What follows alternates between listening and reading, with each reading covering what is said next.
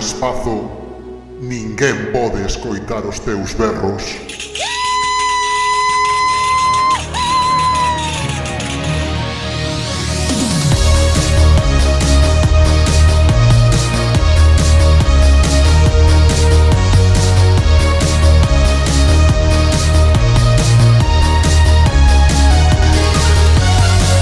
A Caixa Negra da Nostromo.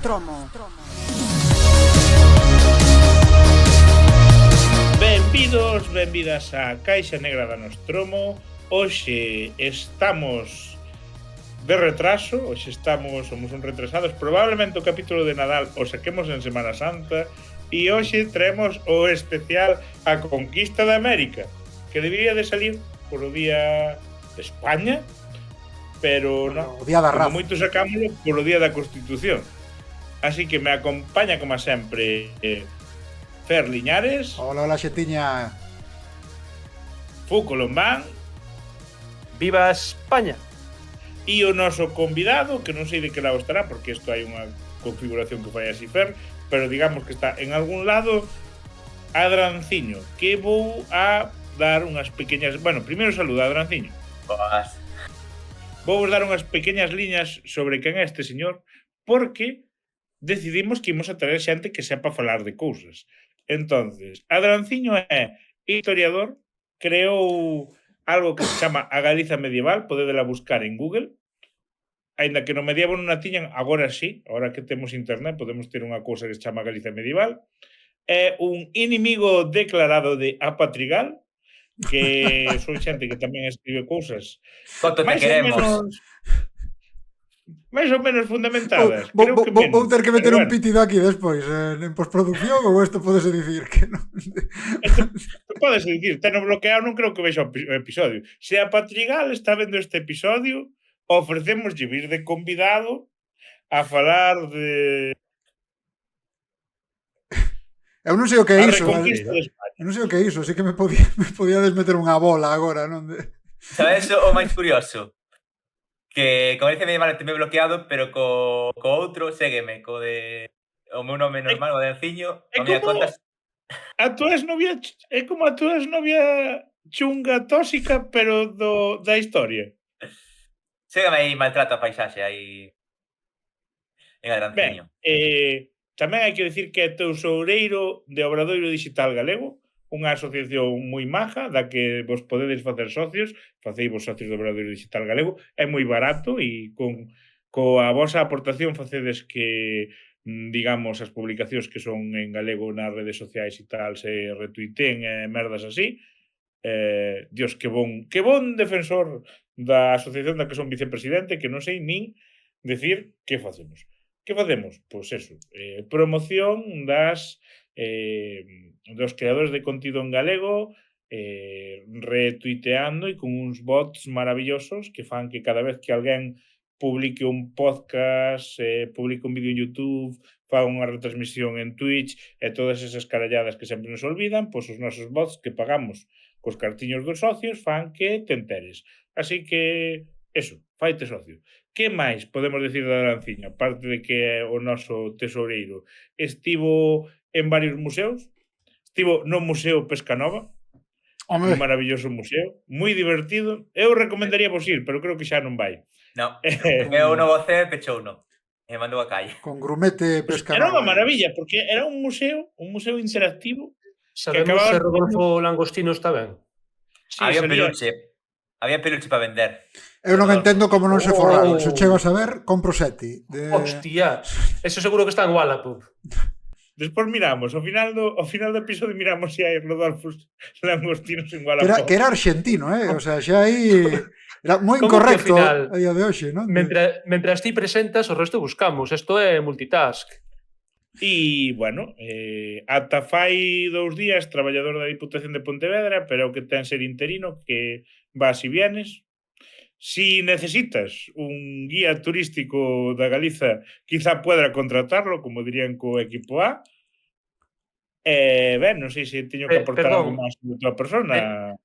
Perdón, Paco, solamente deixame facer un inciso. O Wallapop non arroxa resultados do peluche, pero sí de chaveiros e tazas de Rodolfo Langostino. Estades a tempo, rapaces. Pareceme increíble que eso non chegara a min, de algún xeito. Regaládeme, achegas o Nadal, regaládeme cousas de Rodolfo Langostino, sempre. O neno ten un peluche deles. Está baixo, pero non vou buscar agora. Ai, que Non vas a ir que buscar agora. Manda a foto, metémola en postpro. Aquí de... E hai que dicir que é unha persona tan lista que quedou a unha pregunta de levarse o bote do Atrápame que se podes. Xa é. Ata saí na voz de Galicia aí ca cara de Pasou interesante. o filtro do casting, cousa que eu non pasei, e chegou a casi levar o bote. Creo que xa falamos disto. Segundo convidado na caixa negra de participante de Atrápame se podes, non? É verdad, segundo convidado. Segundo convidado, Sí. non? Este programa aquí dá de sí, entre os creadores de contido. Deberíamos facer unha fase de concurso. E traer a Paco Lodeiro. Paco Lodeiro está guai traerlo, tío. É que xa falamos algunha vez do trivial galego este de Ti quen ves sendo, verdad? Que é como o Sí. Dark Souls dos trivials. Teño na casa tamén. Pois eu nin sequera pasei a fase fácil dese trivial como para ir a Atrápame se podes, sabes? Cal é esa? Cal é ese? Chámase de Ti de quen ves sendo ou algo así e ten como varios niveis de curiosidades. Trivial o zoco.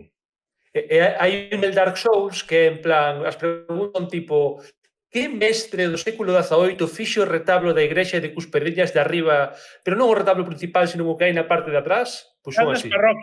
Cal das parroquias de non sei onde é a que ten a igrexa románica con un... Creo que Cantos veciños tiña en 1910 o lugar de Cusperdiñas de arriba? Disto controlas de retablos de iglesias random de Galicia controlas, Adrián. Eso... Que va, ese barroco está fora da... Se a xente nos comenta que lle interesa o xogo, botamos unha partida de final de tempada. Veña, sí, que xa estuvera guai aquela que fixéramos de pelis de terror, do Trivial. Dios, eu teño o trivial de este do Señor dos Anillos que non sei ninguna pregunta, pero ninguna. Non sei cando vai sair este episodio, pero se sai antes de que vayamos ao Cine Europa, imos estar no Cine Europa, depois eu. Sí, é verdade, ben feito. A ver se sai antes, a ver se sai antes. Un ano máis, volvemos ao maratón, volvemos aí a resistir cas nosas cachas férreas de telespectadores, todo que nos poñan por diante. Creo que vai subir un este ano. A ver se a que nos boten a bronca os dos palcos do lado. A ver se repetimos a experiencia do ano pasado cando sai de repente unha tía en tetas e só aplaudimos non os tres. Eso foi en todo o teatro, espectacular. Xente xirando o noso palco. Comento Alfredo Landa. A ver, ese ano viñamos de ver que vienen os socialistas, o sea que tamén se pode entender que... Oi, pois a que traio eu hoxe. Podes flipar. Creo que xa se nos está indo moito a pinza e debemos empezar a falar do que vimos últimamente. Así que vou empezar por noso convidado. Podo interrumpir aí un momentiño, porque a risco de chamar a que nos volvan dixer un comentario de o programa empeza despois da primeira media hora. Gustaríame que recordáramos o concurso, porque despois se nos esquece, o concurso dos torques e máis os anéis do Señor dos Anéis da Mesa de Breogán. O que nos insulte da maneira máis épica posible leva un torque ou un anel do Señor dos Anéis impreso en 3D. Aí está. Así que insultos e aí a caixa de comentarios, dá igual a plataforma. Bueno, Apple Podcast non, porque non me acordo como se entra, pero das outras deixade que os lemos. Aí podes levar pois uns torques, uns anéis que non me quero levantar a por eles, que me dá preguiza, pero... E se nadie os gana, e se nadie nos comenta, vamos a levar ao Cine Europa e repartiros. O punto limpo. Pedimos a alguén que nos insulte e regalamos. Ben, vamos comezar polo noso convidado, Adranciño, que biches últimamente? Eu tiña, antes de, cando pensábamos facelo, tiña Peacemaker. pero non sei se falar de Peacemaker, da última temporada. Película protagonizada por min despois de 3 cervezas, basicamente. Quero dicir, é Ou unha de... serie dun tipo que mexa moito. Ou que estou A vendo historia da a vida. Naruto de principio. Porque nunca vi. Pero en modo de... Estou facendo outras cousas e estou vendo Naruto al lado. Naruto, Naruto. a de toda a vida, Sí. Ostras, A primeira de todo. por onde Que vas? destacarías de Naruto? Dios, como se nota que alongan aos capítulos, Of, é tanto. É tanto, Como se nota. é tanto. Se tuveras o que típico- escoller entre Naruto e Son Goku, Son diferentes. Teño que ver unha vez Dragon Ball a primeira. Inteira. A ver se aparece por alguna vez. A ver se a Televisión de Galicia a volve subir. Non sei, guiño guiño, que non vai facer caso, pero bueno. Eu digo, che, eu fui un fan de Naruto cando primeiro, último ano do instituto, primeiro de carreira e tal. Acórdome que me colleu a época de que acabara a serie tradicional, empezaba Naruto Shippuden, non? Sí. Que era a segunda. Es Naruto Shippuden e agora é Boruto. Pois Naruto Shippuden vin como o primeiro arco e dixen, ostras, que coñazo, tío, que lento todo, deixei de vela. Total, fast forward a hai canto, o mellor, 7 anos que acabou Naruto Shippuden. E de repente vexo por aí tal que se emitiu o último episodio de Naruto Shippuden e dixen, hostia, pois se xa está acabada, vou na ver, que agora xa non é como antes. Tardei medio capítulo en recordar por que a deixara e volvín a deixar coa serie acabada. Súdame os huevos, como acabé Naruto Shippuden. Que coñazo, de verdad. Non é Naruto Shippuden, é Naruto non puiden.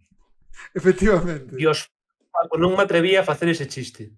Non me estaba atrevendo. Gracias por romper o xeo. Contanos Peacemaker, porque sabemos máis ou menos de que vai.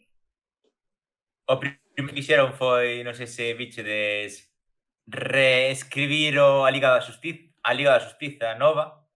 Digamos, a última escena da primeira temporada a reescribiron. Entón, cambiaron os protagonistas, porque agora, como era...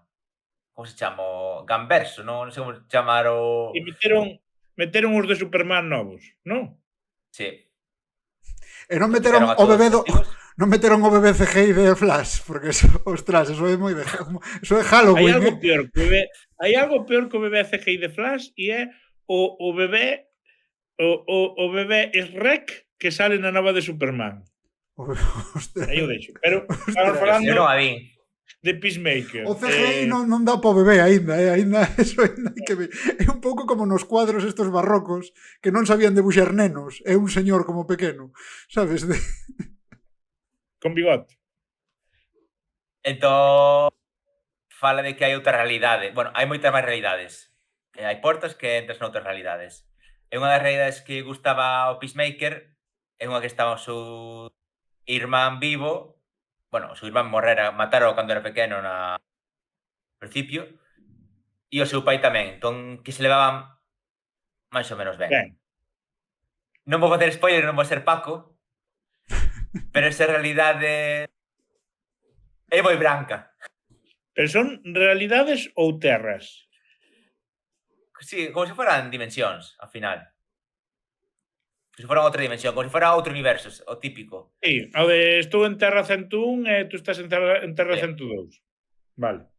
Eu non sei que necesidade había de reescribir a Liga da Xustiza, se xa estaba ben como estaba, ¿no? Que a peli esta de 2.000 millóns de anos en blanco e negro de Zack Snyder. En 4 tercios ven para ver na tele de tubo da túa boa. Ya, se non está Marjami para... Eu creo que é un intento de DC de conseguir elaborar un universo tan confuso e enrevesado como a da Marvel, básicamente. bueno. Espera. E Peacemaker está enlazado ca película de Superman. Sí. É que eu vin a peli de Superman. E de repente aparece un cameo de Peacemaker. Superman palestino. Sí, aparece un cameo de Peacemaker, en plan, este Superman é un extraterrestre, toca collos, temos que salvarnos nós. Un rollo así, non? No, pero este aparece o malo de Superman. Bueno, Fer, tú que viche? Bueno, pues eu vou vos traer 2 películas porque as dúas están relacionadas no sentido de que son películas deportivas baseadas en feitos reais. E vou empezar a falar da peli de Gran Turismo. Porque a min pasou unha cousa curiosa con esta peli. Eu puxeme a ver a peli de Gran Turismo. Gran Turismo é unha peli de 2023. Me fixo moita ilusión porque sae Orlando Bloom, que eu pensaba que estaba como xubilado da actuación. Pero non, aí está. O sea, que morrera en Moria ou algo así, pero non, aí estaba. Vese que agora, cando lle toca sair, non? Cada tantos anos que pode deixar de ser Davy Jones, non? Caducaños dereitos. Iba a facer o chiste de cando o deixan salir do holandés errante. Pois, mirade... Eu ia dicir que caducaños dereitos de ser si mesmo. Se non sale nunha película cada 7 anos, xa non pode ser Orlando Bloom. Bueno, agora que xa lle roubaron a orella o presidente de Canadá. Pois, Bueno, entón, É verdade. Pois en Gran Turismo eu estaba vendo, dixen, a ver, a peli está ben, é bastante entretida, pero eu estaba vendo e dixen, joder, tío, vaya fantasía gamer, non? A fantasía que todos tivemos, non? Porque vai de que unha escudería aí de carreiras de turismos, non? De coches de competición, pois decide pescar talentos entre os mellores xogadores do videoxogo Gran Turismo. É dicir, é unha serie sobre o videoxogo, pero nun mundo no que o videoxogo existe, non? É como que os mellores... Foi un evento real. É que o que iba a contar agora, espera, que estaba eu vendo e dixe, joder, está guai, pero isto non hai quen o crea. O sea, isto é unha fantasía que todos tuvemos, moi guai, pero banda carallo. E acaba a peli e resulta que pon baseada en feitos reais e che poñen o vídeo do fulano que de verdade era un xogador de Gran Turismo e o meteron a conducir un coche de verdade. En plan de, pero espera un momento, tío, como pode ser que isto pasara e non saíra en todos os putos foros? Cando acabara de nacer Gran Turismo e nos cibers había cibers que a PlayStation e que tiñan como o mando e os pedales. Entón a peña iba aos cibers a picarse co Gran Turismo. E chegou a ter tanto gran vendido o xogo que decidiron facer o concurso de o que non xogue a Gran Turismo online enseñámoslle a andar na tal e se é bon, compite. Sí. E pareceme piquísimo, a verdade. Pues a mí parece increíble, tío. Eu non era consciente de que algo así ocorrera na vida real e jódeme que non tuvera máis sona, non? Porque vos isto sabíadelo. Bueno, aquí Paco sí, pero... Eu coñezo outro caso, pero non do Gran Turismo, do Football Manager. En serio? Dun adestrador que acabou en primeira división francesa, además seguían con ese adestrador e pagaran as multas porque non tiña licencia, porque gañaba. Non me imagino co PC Fútbol. Ostras, increíble aí, Bueno, eso é unha maravilla, PC Fútbol. Aí como subindo o un Barbadas xogo de pilotar drones e que te chamen de Ucrania en plan, mira, vimos que eres o mellor de Drone Simulator 2026 e queremos que veñas para aquí, vamos te fichar. Aí os de Al Qaeda co Flight Simulator, non? Aí fichando novos talentos. Bueno, esa foi a primeira peli que por certo recomendo, porque ademais de facerme descubrir este evento real que me mola, me parece que contribúe a que o mundo sexa máis máxico. Pois ademais diso, a peli é moi divertida, e eso está bastante guai. E despois, unha peli que vin que me gustou bastante, que tamén está baseada nun feito real, que é Entrenador Carter, Adestrador Carter, unha peli de Samuel L. Jackson, do ano 2005, penso que é a peli. É unha película tamén baseado no que ocorreu de verdade dun adestrador que se fixo cargo dun equipo dun instituto problemático de Estados Unidos que non destacaba por excelencia académica, digamos, a base de el ve que ten xente con talento para o baloncesto. En Estados Unidos o talento para os deportes pode che levar a obter unha beca de estudos. Entón el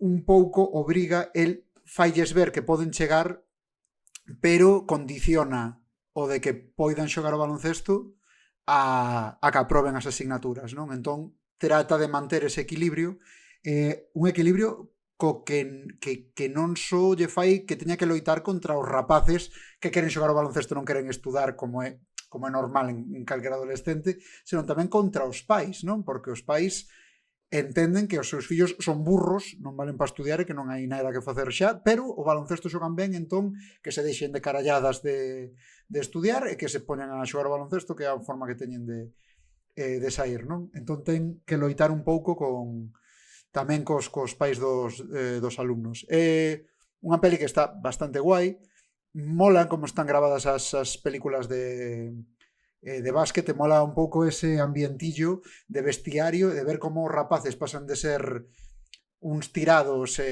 a ver a ilusionarse con algo, a converterse nun equipo, a tomarse en serio algo por primeira vez na vida, e a ver unha opción de mellorar, non? De que o esforzo lles pode pagar a pena por primeira vez, non? A mí pareceme que, bueno, dentro do que é americanada, porque a min isto de que por xogar ben o básquet che den unha beca de estudos, pois vaya por Dios, perdónenme, pero bueno, dentro do que é americanada, parece unha historia de superación, é unha historia bastante, como digo os americanos, heartwarming, non? Unha historia de bon rollo, unha historia inspiradora en certa medida, así que tamén recomendo. Vale, Paco, ti que viche estes días? Eu, a verdade é que vou ser cero original porque fun ver unha restrea. Sabedes que estamos nunha época na que estamos nunha época de pouca creatividade, non? No que cada certo tempo volven películas antigas ao cine ou como forma de reboots, remakes, secuelas, poscuelas, precuelas, ou da forma posiblemente aínda máis barata e efectiva que é unha restrea da película original. Neste caso fun ver polo 40 aniversario Back to the Future, Regreso ao futuro, a primeira aventura de Marty McFly e Doc, por suposto, e Einstein, nunca olvidarnos de Einstein. O can. A verdade é que me gustou moito, non vou descubrir a pólvora se me poño a falar, tampouco vou falar moito dela por eso, aquí de Regreso ao futuro, pero que dicir dela? A típica película de sobremesa de cando éramos nenos, creo que a nosa xeración que debe ver máis ou menos unha vez por ano entre o ano 90 e poucos e o ano 2002, 2003, prácticamente cada verán ou unha vez por ano ou igual dúas, a película na televisión. Ademais, facía unha cousa moi guai, que cando as botaban, non é que as botaran en maratón, pero eu creo que as botaban rollo unha por semana, que as botaban xuntas. Eu nunca vi ninguna de Regreso ao futuro, digamos, deslabazada do conxunto. Iso está moi guai, porque eu nunca as vi nin en VHS nin en nada, supoño que as sabería. Pero así como con moitas sagas así da infancia, teño a percepción de telas visto desordenadas ou a saltos. Con esta saga pásame que teño a impresión de tela visto dunha forma moi coherente. Por eso teño ese pequeno recordo como de que imaginado un sábado puñan unha. Desta saga sempre tuve unha dúbida de se pretendían que fose triloxía desde o principio ou montaron moi ben o guión. Creo que non, Non o sei, pero eu creo que o final da primeira, non é un spoiler, ten 40 anos, de que aparece Doc e di, veña, temos que ir ao futuro, eu creo que era un chiste. Rollo de deixar un final aberto, facer a coña, e que en algún momento viron que funcionaba e dixeron, bueno, pero vamos facer a segunda parte. Porque, de feito, se ves a segunda parte, sendo un peliculón tamén, cambiaron actores porque tiveron problemas de acordos con eles e tal, o que facía de paia, que facía de moza de Marty e tal, sabes?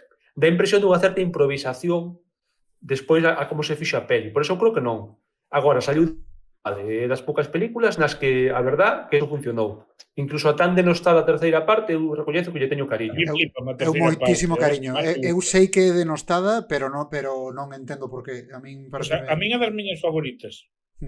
A terceira. A min foi despois... Supoño que non haberá que explicar moito desta película. Mentres o están grabando, polo resto, parece un película. Se naciches no século XXI xa, ou se estiveches crioxenizado durante os anos 80 e 90 e non a viches, Regreso ao futuro vai basicamente dun rapaz que é supercolega dun científico tolo que está obsesionado con conseguir unha máquina do tempo e decide construíla nun DeLorean e ademais el mismo di que é porque posas a facer unha máquina do tempo polo menos que mole.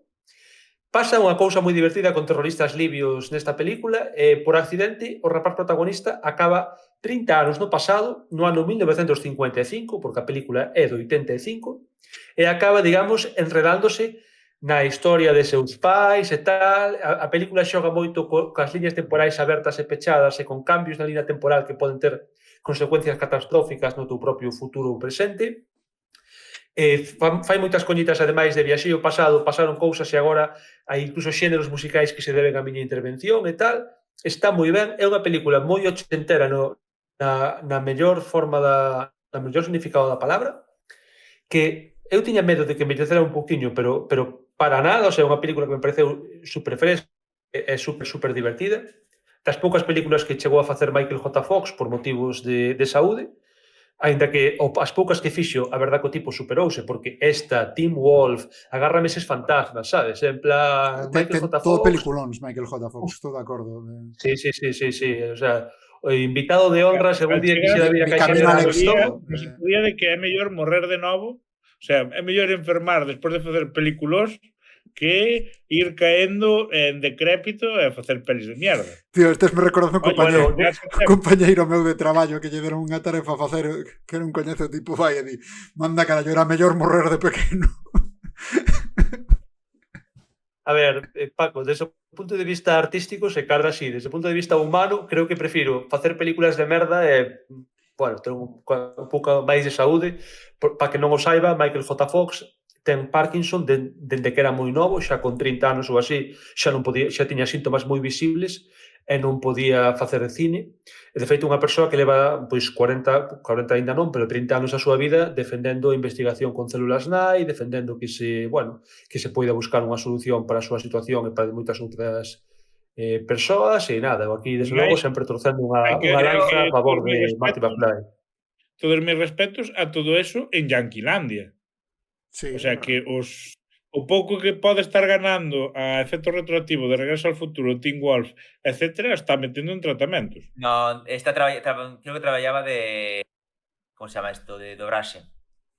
Ah, bueno. Ai, sí, eso facía voz de Joker de animación, ¿no? No, ese era Mark Hamill. Merda. Ese era Mark Hamill, Paco. E creo que tamén tiña outro grande. Creo que tiña tamén un problema que non lle gustaba tampouco, como decir, actuar por los tics que tiña. Creo que lle fixeron un papel a súa medida, non me acordo en que serie de médicos, que volveu a actuar. Bueno, eu non sei se tedes algo máis que dicir unha cousa que non hai moito máis que dicir dese película. Unha observación para mí importante da saga de Regreso ao Futuro é que é a única saga de películas que penso que funcionan as tres, o sea, bueno, a totalidade delas, de xeito individual. Que te podes ver calquera delas en calquera momento e apenas che falta contexto. Vas a entender toda a peli. Contexto que viaxas no futuro.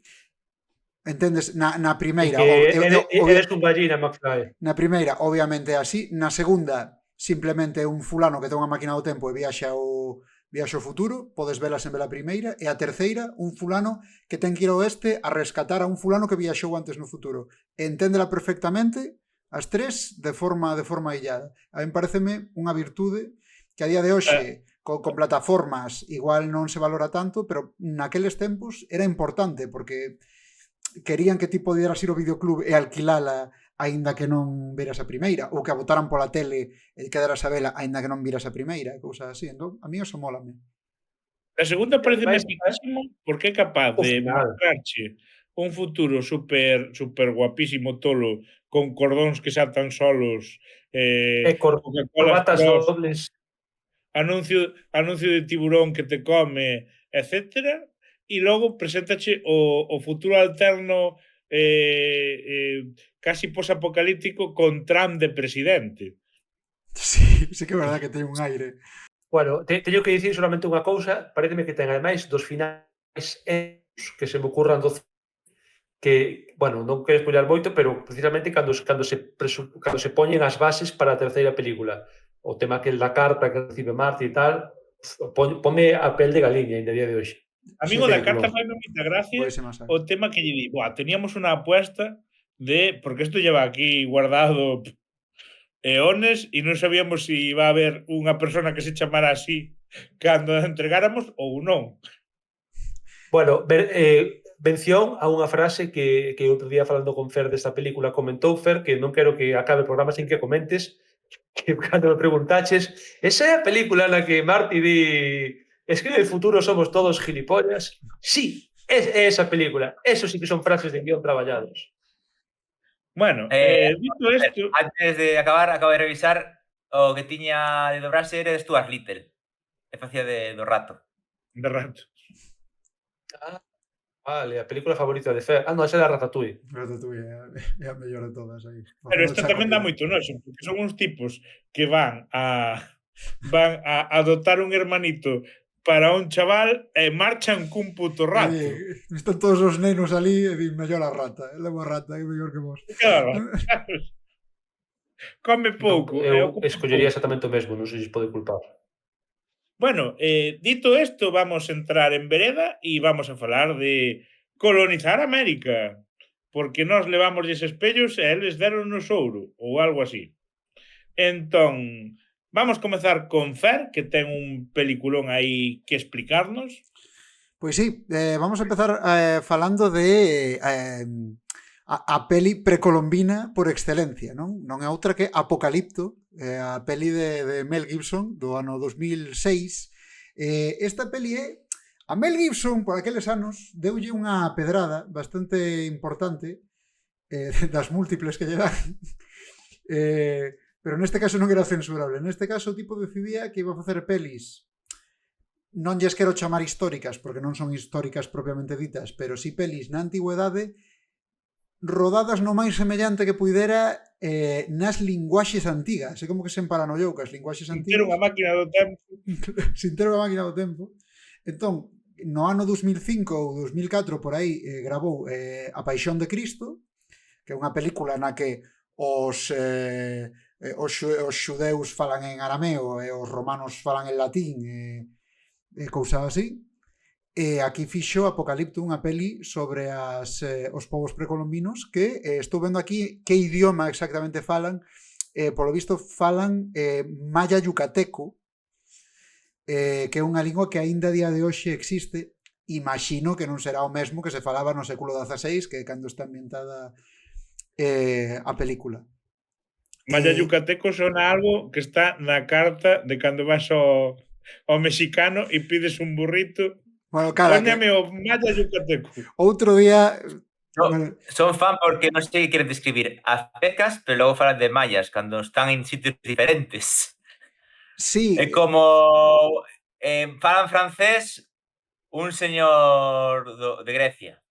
Sí, isto é unha peli, isto é algo que se lle achaca moito a película. Isto dicímolo, eu sempre teño este problema, xa comentei máis veces no programa, cas pelis históricas, que eu xa sei que unha peli non é un documental, que é unha peli de ficción. Estou de acordo, o que pasa é que me chama a atención que decidas facer unha peli histórica cando a historia che suda os huevos. É unha cousa que non entendo moi ben. E aquí é máis... é máis exagerado, porque se te pasas a molestia de gravar a película nun idioma tan minoritario, co que eso significa en canto a conseguir actores conseguir como afecta o mercado internacional e todo iso, por que despois mezclas todo?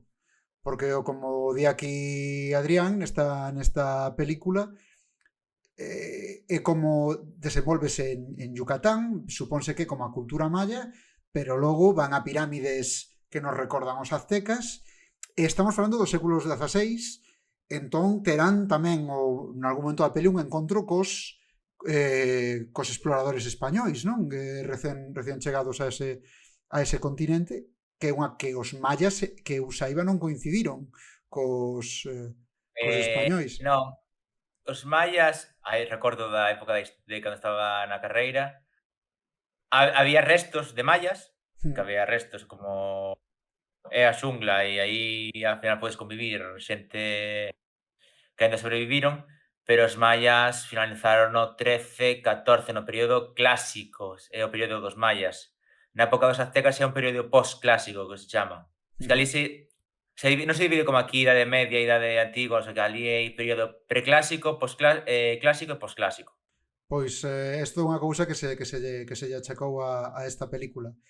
Pero bueno, isto non fala da película per se, simplemente a min é algo que me resulta confuso, que bueno, que non acabo de comprender, non? Por que tanto mimo histórico Pero con as é cousas. como tamén a de outra, como se chama? A de merda, a de la Pasión de Cristo, porque creo que falan non sei que idioma falan, e ese idioma non o falaban nese momento ali.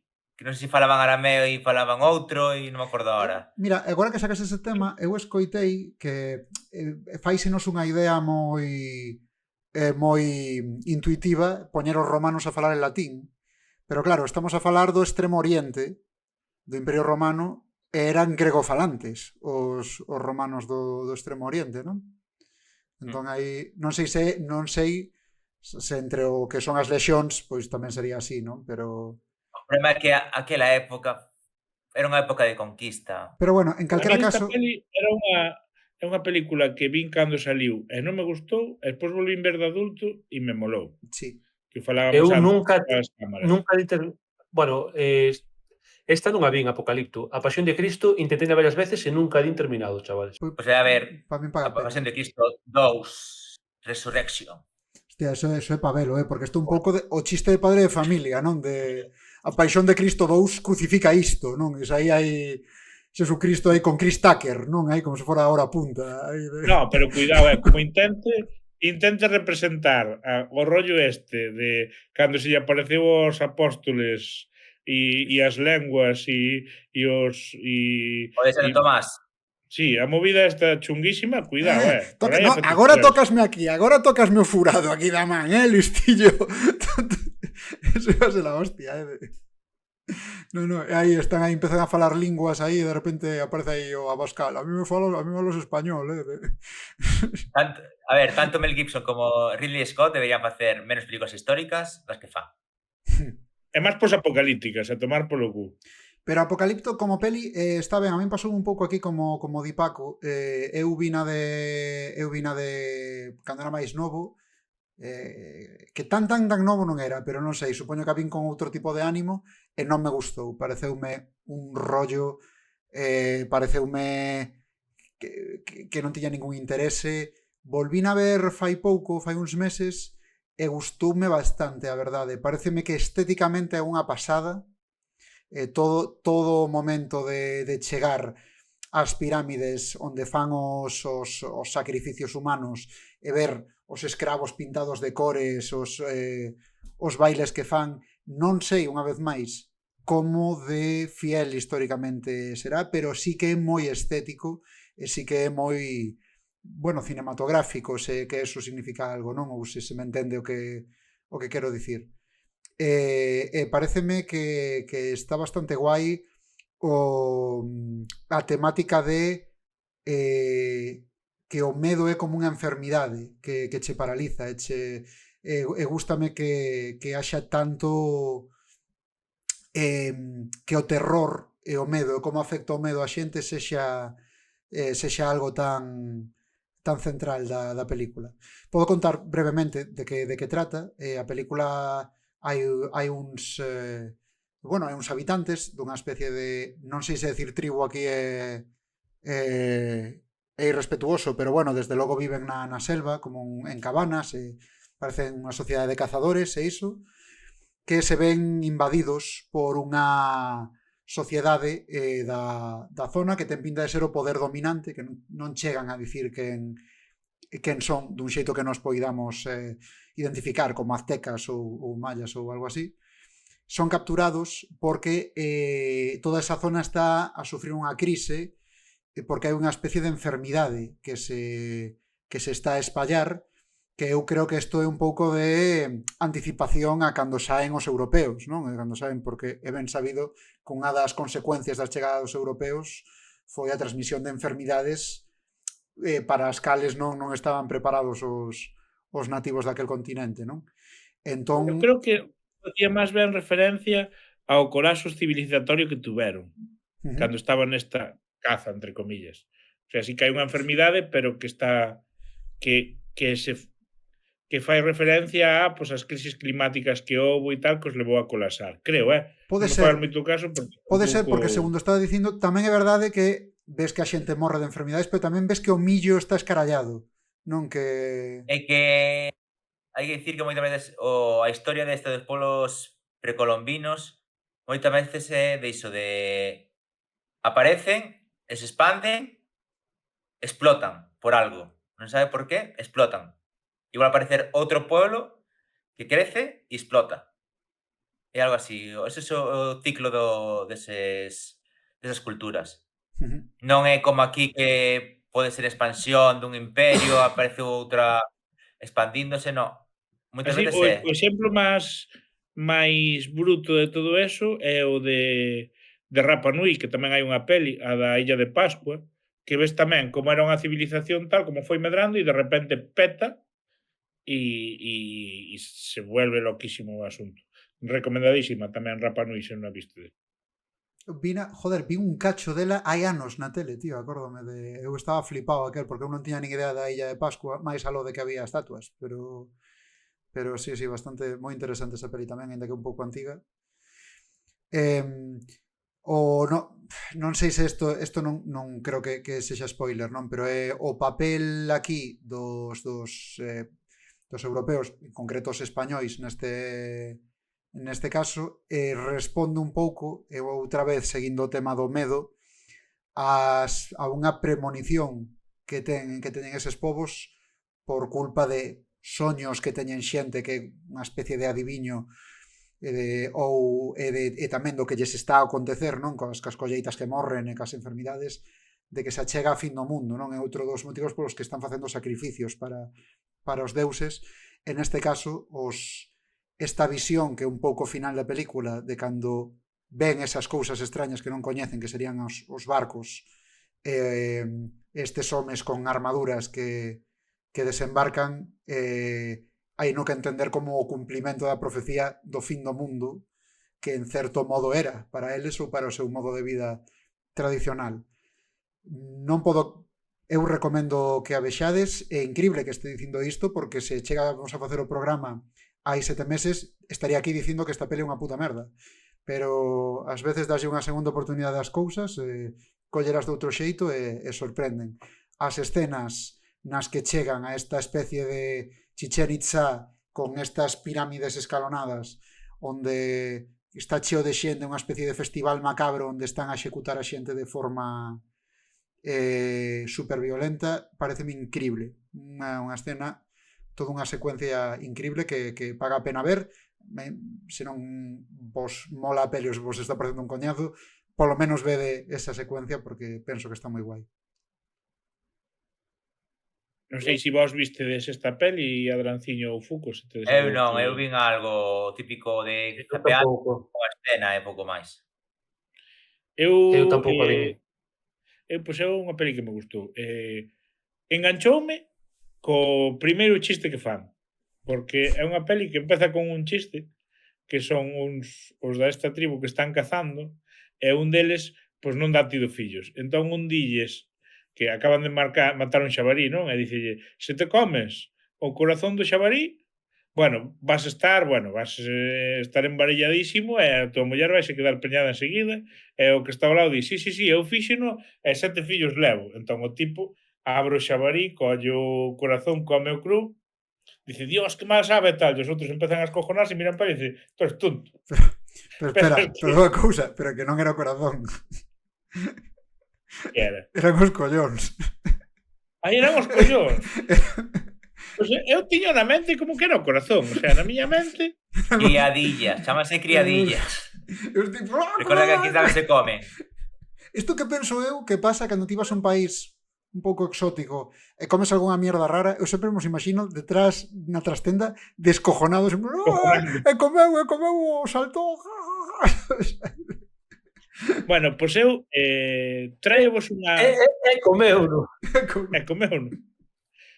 Eu traevos unha peli curiosa, é destas películas lentas, o sea, non a collades en plan, vou ver esta película que guai, non, ten que ser un día que digades, vou ver esta película que é lenta e tortuosa. É para disfrutar a fotografía, eso que che dicen sempre, non? E é unha película galego-canaria que se chama Eles transportan a morte, feita por Elena Ginón e Samuel Delgado, e que vai sobre unha das naves que vai a ir a ou vai ou volve de descubrir América, non? E hai 3 fugados que van con un paquete especial que se descubre ao final o que é, non vou dicir o que é.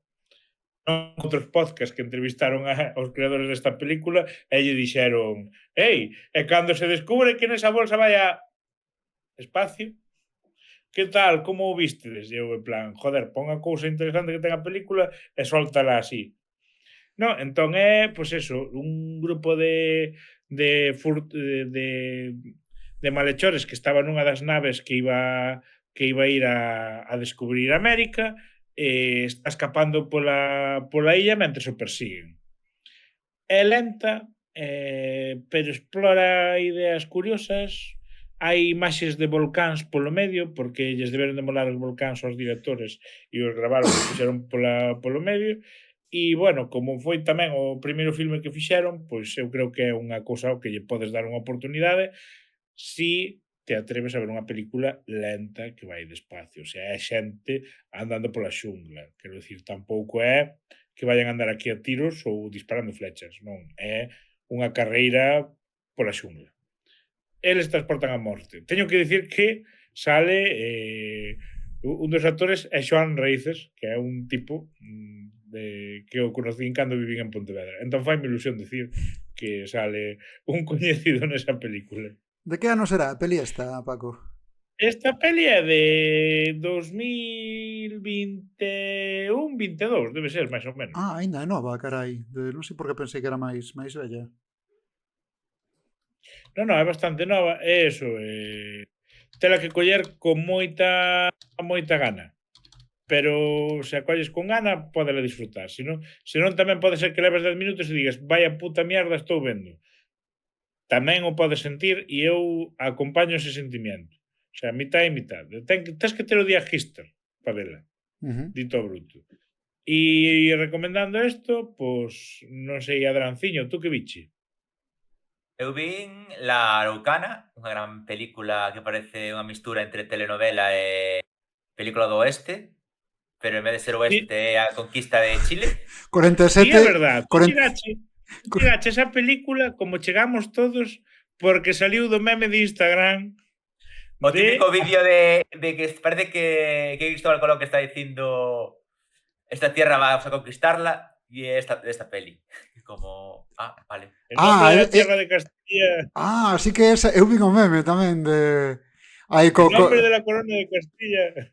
Tierras, ríos, non sei que es. En el nombre de la corona de Castilla, tomo posesión de estas tierras y de cuanto en ellas hay. Animales, ríos, bosques, valles y montañas. Si algún hombre, caudillo o jefe, se opone a mi voluntad, le haré saber que nuestra conquista es en beneficio de toda la humanidad y que no la mueve la codicia ni la sed. Hostia, traíao preparado, Río meu do de un pequeño paso para el hombre, un gran paso para la humanidad. Eso sí que é un discurso que bota aí o Colón. O típico vídeo TikTok que todos os faches están aí orgullosos de poñer. Pero molome como describiche medio telenovela, medio peli do oeste, 47 chamadas perdidas de 13TV, tes agora mesmo, para facilitarlles o material, non, desta película. É que eu pensei que iba a ser unha españolada, pero non é unha españolada. É unha chilenada, creo que non, é de Chile. De chileno, sí. Ostras, que raro, tío.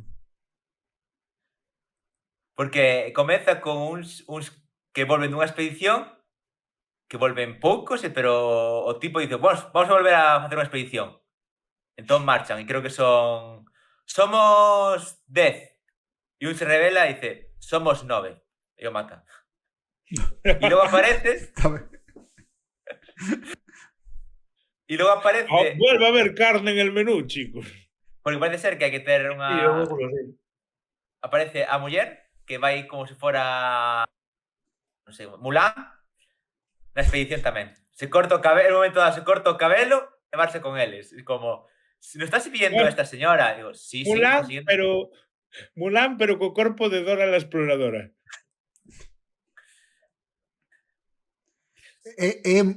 Non pon a venda nas tetas, porque isto é moi de peli na que unha tía se vai pasar por home, non? A venda nas tetas é como parte do uniforme. Eso, No, corto eso é cabelo un só. clásico. É o mítico de cortar cabelo. Ah, bueno. Entón chegan a expedición, están morrendo todos de sede de fame, non sei por qué. En un momento dado, cortinilla de estrellas, e aparecen ao lado dun río para fundar Santiago de Chile. Pois Eso este é non bon me- sitio. Dixeron. Non chove moito. Mira que acabamos de inventar, dice un deles, mira que acabamos de inventar un país largo, empezamos a lo arriba e acabamos aquí abaixo. É que, Creo que é o país máis largo de, chamémoslle, Latinoamérica. ostras, Pero é como... Porque logo está a contraparte, que son o pueblo Arauca. Son os inimigos, que parece que se van a pelear con eles ao principio, pelexan un pouco, pero falan con eles e fundan a cidade, logo aparece xa a cidade fundada e toda a xente vivindo Pero- ali. pero isto un pouco pinta mi carro. un pouco eso, non? Logo, e no, vas a atacarvos, logo un do protagonista dos araucanos se convirte protegido do xefe dos outros. No momento dado escapan, porque escapan. Logo, como bo chiste inglés, de Spanish Inquisition appears, porque ten que aparecer, si no, non funciona, que lle fan un suizo o tipo que fundou Santiago de Chile en Lima a Inquisición, que non sei que pintaba ali un suizo civil. E logo acaba como se fora unha típica película épica destas de morte de todos. Que ao final morre o... Típica peli de... Non vou dicir spoilers, que non vou ser Paco. Típica peli épica de... Final épico destas Hai uns de... 300 tipos, hai uns 300 tipos aí acabando, enfrentándose a todo un exército. Pois parecido a eso, non? Algo así. Bueno, entón, recomendas ver esta telenovela extraña? Extrañísima, porque además vas pasando escenas como cortinilla de estrellas, non sei que acaba de pasar agora, pero cambiou todo radicalmente. Logo, típica escena de telenovela de poñer a cara da protagonista ou protagonista en primeiro plano. É fantástica. Bueno, Paco, tú que biche? Espera, dadme un segundo. É que estou lendo aquí Sí. que está baseado nun poema do século XVI sobre a conquista de Hai un Chile. poema. Sí, de... La Araucana es un poema épico, estou lendo aquí na Wikipedia en español, é un poema épico de Alonso de Ercilla que relata a primeira fase da conquista de Chile, particularmente a Guerra de Arauco, que enfrentou españois e mapuches. Sí, que aparece Colo-Colo. Non sei... Digo, ese non é o equipo de fútbol. Está pensando mesmo, e hostia, eu só coñezo equipo de fútbol, isto é un pouco humillante aquí. Buah, imaginades vos que Santiago de Chile fora exactamente igual que Santiago de Compostela, pero todo acabara en de Chile. En plan de que puideras ir a comer unha hamburguesa aí a Pepita de Chile, o Maicar de Chile, e logo habría unha rúa que sería Santiago de Chile, non? De Chile. Eso sería Santiago de Compostela, se chamaría esa rúa. Mira, mellor tirado aínda. E poderás ir aos cines Compostela de Chile. Eu imagino que Santiago de Chile que ha de ser como cando elixes Santiago co segundo xogador, non? Un pouco como... Era ten catedral Santiago de Chile. É a de ter. Vou buscar, Ten que agora teño catedral, curiosidade. Santiago, nós temos a Santiago na Hai- catedral de Santiago, Aí hai arcebispo seguro. Eso é diócese, Santiago de Chile. A ver, porque ao mellor fixeron o Camiño de Santiago cando é verdad. Non sei, a mellor hai un... Perdón, un hermanamento. Hai, Un eh? moxón. Hai catedral de Santiago de Chile. Aí confirmamos. Confirmamos. Que hai catedral. Catedral Bueno, metropolitana. Paco, tú que peli viste? Bueno, pois eu complementei este festival de películas sobre descubrimento ca película básica que hai que ver sobre o descubrimento de América, que é de Ridley Scott, 1492, creo que ten algún subtítulo de algún tipo, La conquista del Nuevo Mundo ou algo así. La conquista del paraíso, creo que é, non? El Paraíso, exactamente, El Paraíso. É unha peli do ano 92, por aquelo do quinto centenario, A xente da nosa xeración éramos moi novos, pero así a xente un poquinho maior que a nosa e tal, terá a memoria de cando se cumpliron os 500 anos do descubrimento de América, pois que houve moito fasto, moita pompa en España. En Santiago de Compostela tamén houve moito fasto, moita pompa, porque tamén eran os 500 anos da universidade e creo que eso sí que foi un derroche de aquí la USC, la casa por la ventana. Entón, entre moitas cousas que se fixeron ese ano, para min hai unha especialmente destacada, especialmente salientable, que podemos dicir casi que marcou a miña infancia, como é o tebeo de Mortadelo del quinto centenario, no que Cristóbal Colón e Felipe González e o cura que vai con él é Alfonso Guerra, e todos son parodias da política española da época, e chegan a Cuba, e en Cuba o cacique Fidel Castro, e bueno, é un cómic de verdade espectacular. Galábano co jueves. No, vendías en quioscos nos anos 90, había unha cousa que se chamaba Colección Olé. A mí non me gustaba ese cómic porque non entendía nada, tío, pero é que un pouco tolería. Collo agora. Sí, debería. Volví a ler fai uns anos e partín a caixa de cómic, tío. Pero igual que, o sea, naquel ano que saen 2 álbumes de Mortadelo, que son o quinto centenario e Barcelona 92. E Barcelona 92 igual, eu non entendía nada, e cando lin de maior, xengo, pero este Aznar, pero este Jordi Puyol, pero este Pascual Maragall, pero era todo tempo, pero este Adolfo Suárez. Todo tempo así. Podemos sentarnos en 1492, por favor.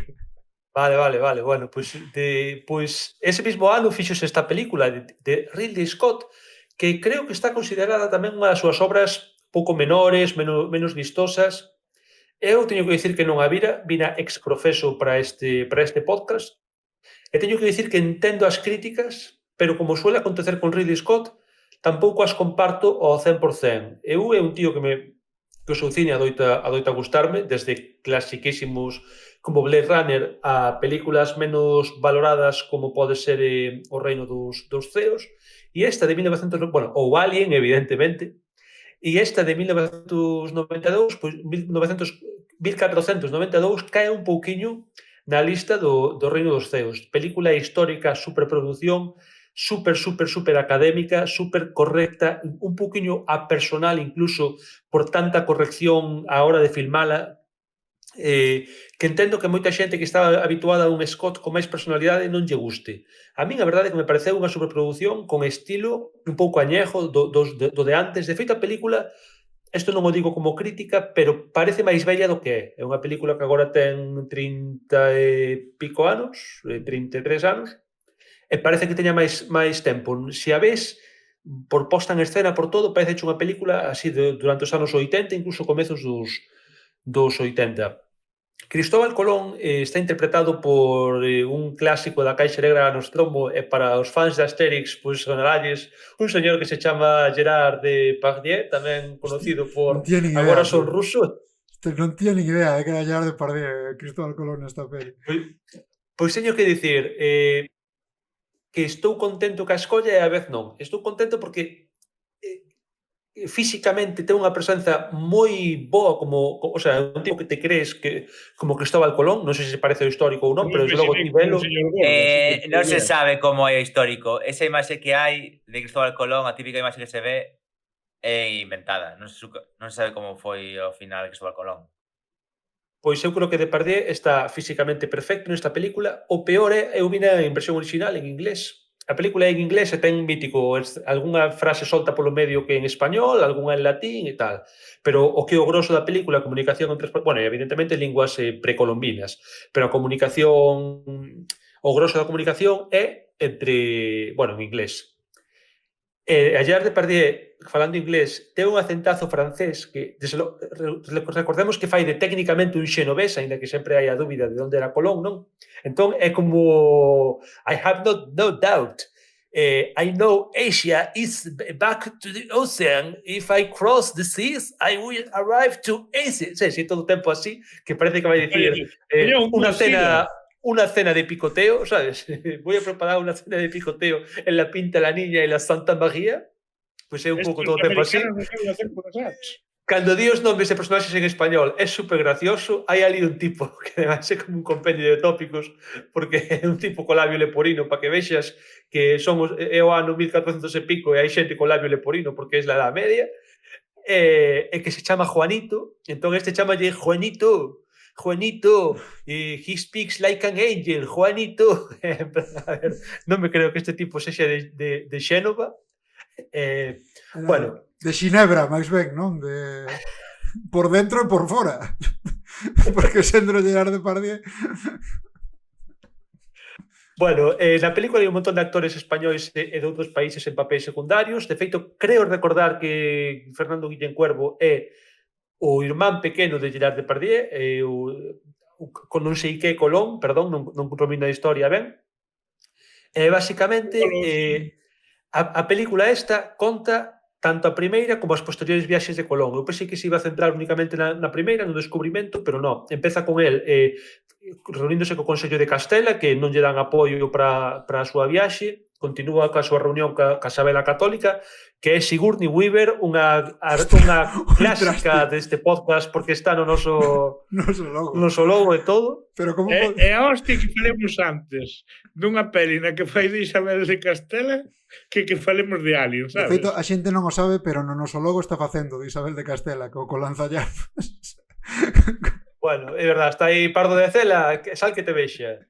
Bueno, pois, como consigue o financiamento, como fai a viaxe e todo o rollo. Despois, eso, como descubre as illas do Caribe, Cuba e San Salvador e tal, e despois como volve para a Coroa de Castela, pide máis cartos, e como, mira, isto é un esquema Ponzi de manual, en plan, isto é todo seguro, mira, cantísimo ouro que traio, ouro que non atopaba, pero daban os nativos, en plan, digamos, avalorios e tal, consigue el financiamento, viaxa para aí, e aí a película, a segunda parte, é como máis agridoz, bueno, máis agridoz non, é a parte agria, porque é cando a película dá unha imaxe bastante positiva de Colón, e é como de Colón é moi bueno, pero os conquistadores que iban con ele eran bastante malos e ambiciosos, mentras que Colón é un tipo que respeta aos nativos, que chega ali e que ven que viven nun paraíso, quere cristianizalos, pero é por su propio bien, é como el buen Colón.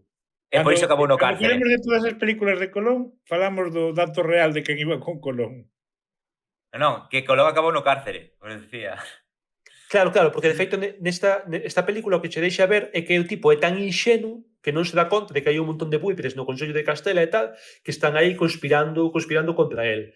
Entón, bueno, é unha película que eu xa digo que me pareceu bastante correcta, formal, o sea, formalmente correcta, quero dicir, unha sobreproducción, eso que dicía antes, un estilo añejo bastante ben levado, e solamente quería destacar un par de cousiñas. Unha, a banda sonora de Vangelis, que é do mellor que ten a película, con moitísimos coros, unhas pezas moi solemnes que lle dan realmente, pois digamos, empaque, por dicirlo así, dunha forma un pouco boomer.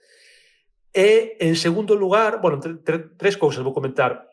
En segundo lugar, a película é un pouco ambivalente, sabedes que, bueno, vou comentar tres cousas máis. É un pouco ambivalente porque sabedes que o que a lenda negra tal da conquista española tal, e esta película intenta mollarse dunha forma un pouco rara, porque por unha parte preséntache ese Colón casi angelical, pero pola outra sí que ves a codicia dos conquistadores, ves que, como sobre todo na segunda viaxe, xa van ali en plan a machete a rapeñar todo o que haxa, e antes de que Colón consiga os cartos da raíña para a primeira viaxe, asiste a un auto de fe, a execución pública de varias persoas consideradas herexes, ali nunha praza. Hai unha escena hiper desagradable de como a unha muller como a matan co garrote vil, este que dá voltas, que che rompe o pescozo, tal, bueno, pois a ti ali ca lingua fora botando babas, ou sea, unha escena hiper divosa, tipo da peli. Recordemos que se seguía matando xente así en España ata o ano 76. Ata Salvador Pulsantins, efectivamente. Nada, despois comentar que unha cousa que me fixo moita gracia, que o seu primeiro contacto con nativos é cunha tribu que son fans do mítico chino malo das películas dos 80, o mítico calvo con melena, porque son todos calvos con melena, fixo moita gracia, porque como esta é a convención de fans del chino malo del cine dos 80. Calvo con melena e concerto de Barón Rojo, igual de... E nada, quería dicir outra cousa máis, pero non me acordo, así que vou na deixar aí. Eu quero dicir unha, que estaba lendo a ficha e acabo de descubrir que nesta peli sae Juan Diego Boto. Home, o non xa... Sí, é o fillo de Colón, é o fillo maior de Colón. Outro das nosas pelis fetiche, ¿no? 13 badaladas aquí con... mi mente es un torbellino. veño a falarvos dunha miniserie de Movistar Plus que eu pensei que iba a ser. Pero non ides comentar nada de 1492? É que non había. Alias Obélix a la conquista do novo mundo. Eu non a vin. Teñolle ganas, Eu non a vi por todo o tampouco. que contaches. A verdade é que, joder, como pode ser que non coñecera eu ese reparto, tío? Llegar de Partida de Colón e Sigourney Weaver de... O que quero saber por que pasou a Ridley Scott para facer unha peli tan históricamente correcta, que non sei ben, porque tampouco controlo, e acabar facendo Gladiator 2. Eu non o sei, falo por falar, pero eu supoño que desta película teria que ver onde a produción, pero imagino que formou parte do esforzo, imagino, vamos, do esforzo incluso do goberno español na época, non sei, por dos fastos, A mellor por estaba empezando difundir esta historia e tal. E era un contrato, o sea, nivel Non o creativo sei, del, non teño e ni puta sí. idea. Si direi, o que quería comentar é que a película fai un pouco de Spanish-plaining. É dicir, eu entendo que para a xente, o sea, para o público español, todo o que conta é bastante coñecido. Rollo Colón, primeira viaxe, segunda viaxe, quería ir a Asia, tal, pero como é unha peli internacional, está feita por un público que non ten puta idea, entonces claro, todo o que che contan é como parece que estás vendo unha opción escolar na que, mira, e agora é a toma de Granada e están echando los moros. E agora este é a raíña Isabel a Católica. Eso pásame a min con El Cid, a de Charlton Heston, que tamén me parece que ten aí explaining de cousas que, claro, que para nós... Claro, que para nós son moi... E xente que desaparece misteriosamente, que non existe. Esa de Charlton Heston, efectivamente. Bueno, non sei se un spoiler, a morte dun personaxe histórico fai moitísimos anos, pero nesta peli de 1492 eu non tiña nada ubicado, non sei se histórico ou non, que aí entre as dúas viaxes morre un dos irmáns Pinzón dunhas febres da hostia que recolleu en América, pero vai morrer a España, de vese que o tipo tiña morriña do terruño. Eu só sei das irmáns Pinzón a canción. Home. Non me sei máis a súa historia. Pinzones. É unos marineros. Estou mirando a produción, e son todo productoras francesas.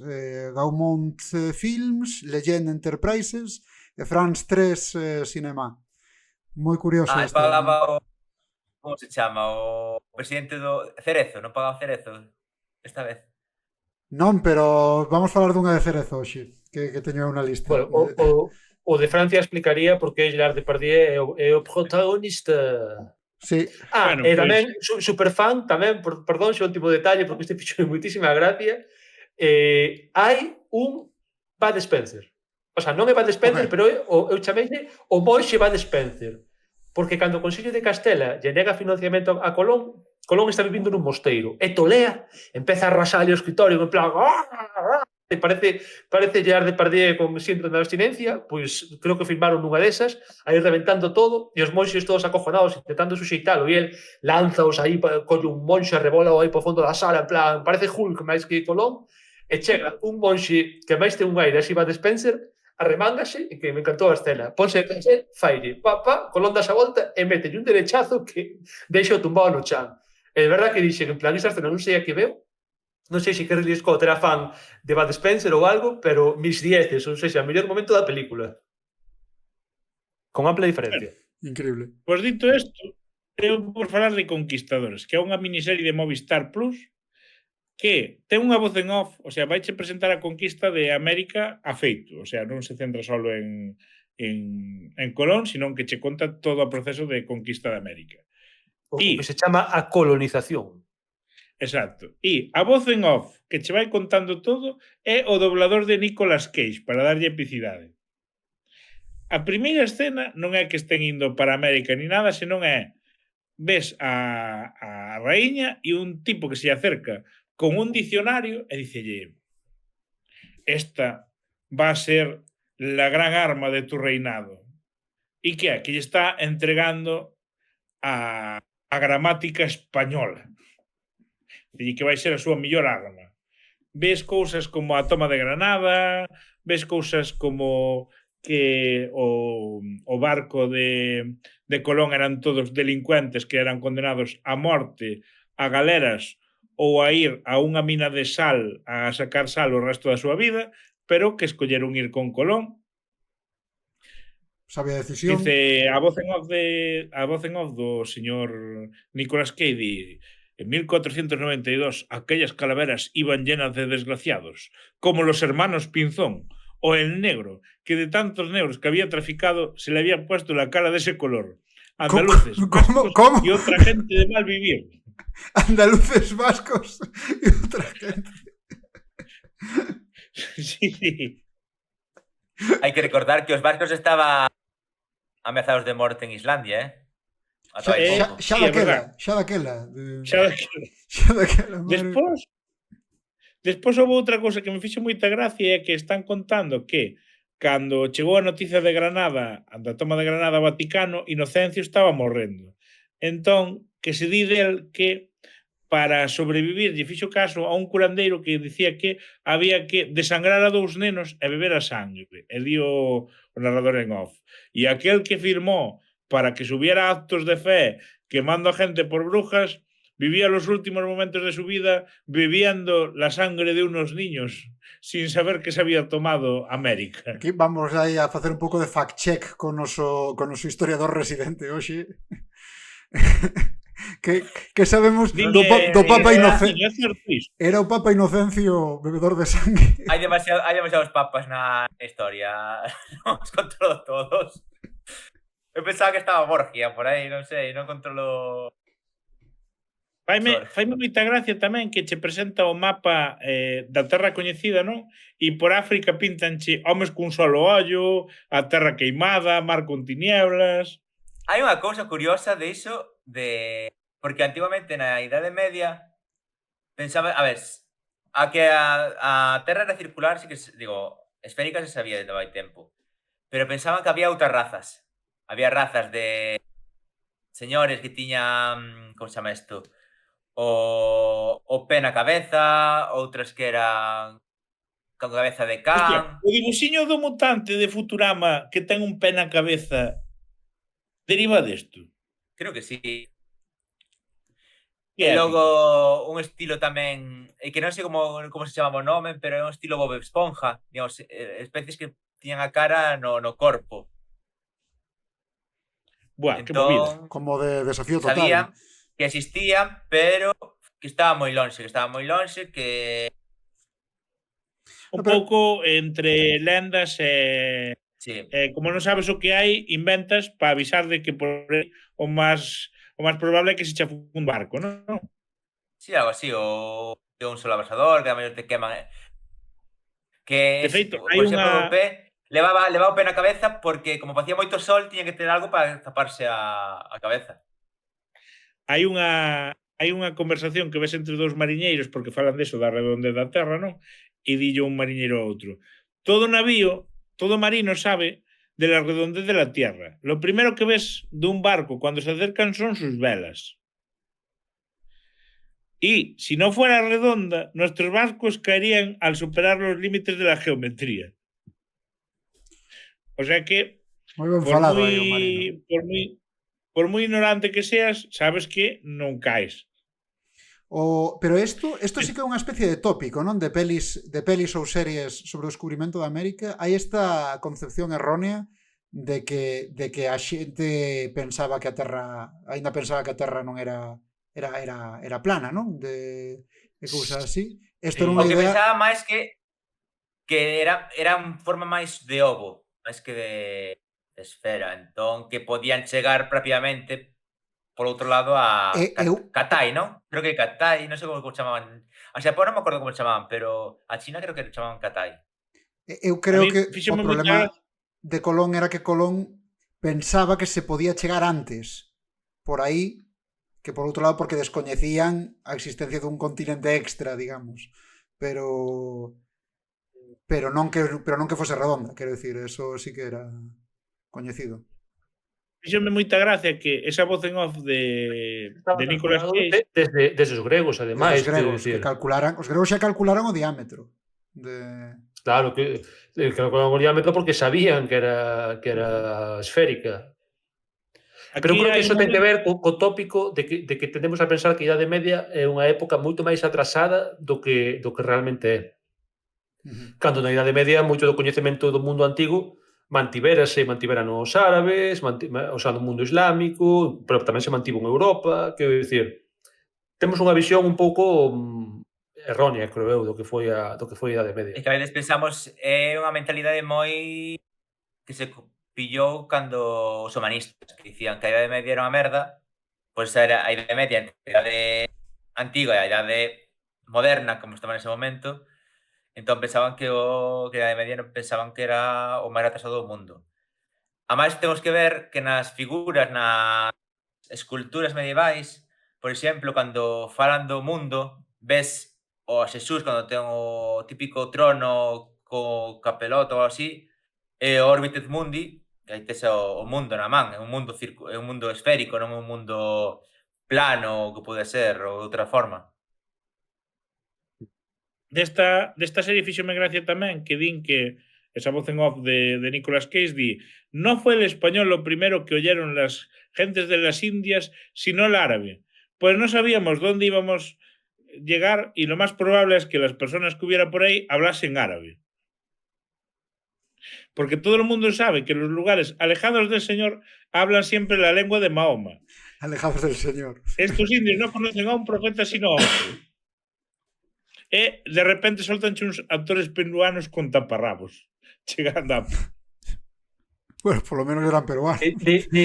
De todas formas, a ver, o do árabe no, pero así que hai un detalle que me gustaría comentar, que nós temos unha visión hoxe en día tamén mediada un pouco polo discurso da España imperial, imaginamos evidentemente que chega Colón, a posición daquelo en castelán, que tal, non sei que, pero nas naves de Colón habería portugueses, habería galegos, habería aragoneses, habería cataláns, habería leoneses, tendo en conta que hoxe, o sea, naquela época gran parte da España... Bueno, igual, a mellor non había portugueses, pero seguro que había galegos. Porque eu creo que Portugal pretendía facer a súa propia expedición. Eu creo que competían un pouco nese momento, por eso digo de... No, a cousa era que Portugal estaba, como dicir, a súa ruta era pola Indo, bueno. Polo cabo de... Se empezara a facer... Non sei se Vasco da Gama se empezara... Sí, pero eu non digo que houbera... Ou como se chama isto? Digo que as expedicións de Portugal para o sur bordeando todo África, porque tamén hai que ter en conta que en ese momento... A de Pedro Álvarez Cabral, creo que é. Pode ser. Hai que ter en conta... Sí, sí. Que en ese momento pérdese Constantinopla, entón pérdese un núcleo forte da cristiandade comercial, por dicir así. E toda esa zona está controlada polos otomanos. Os otomanos non te van deixar pasar por aí. Entón, intentas facer unha ruta alternativa para poder coller especias e outros produtos de Extremo Oriente. Os portugueses intentaron facer bordeando toda África e os españois intentaron facelo, bueno, os casteláns, mellor dito que os españois, os casteláns nese momento intentaron facelo bordeando toda a esfera. Cando dicía os portugueses non me refería a que houbera o sea, a que houbera almirantes portugueses. Refírome que probablemente habería unha gran porosidade de movimentos poboacionais daquel momento e sería moi fácil que as tripulacións, sobre todo de viaxes interoceánicas, fosen multinacionais, no sentido de que houvese xente de reinos moi distintos.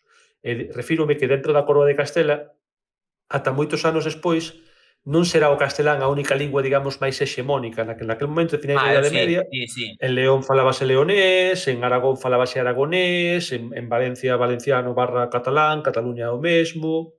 Non sei, non teño nin idea, así que isto xa é completamente suposición e lucubración, cal era a realidade lingüística incluso de Andalucía naquel momento, porque temos que ter en conta que leva relativamente a zonas de Andalucía moi pouco tempo, incluindo Granada, moi pouco tempo conquistadas, é dicir, podía haber, non sei, linguas mozárabes, igual incluso falantes nativos de árabe, non o sei, claro.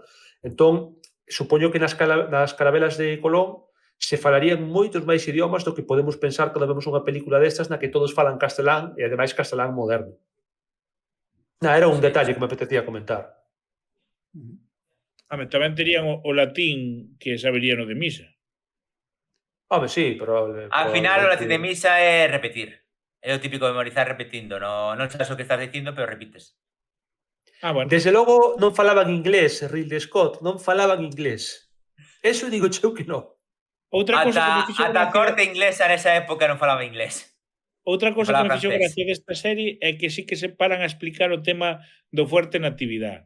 Porque cando chegaron a América, unha das naves entroulle auga e usaron para facer un fuerte e deixar xente aló.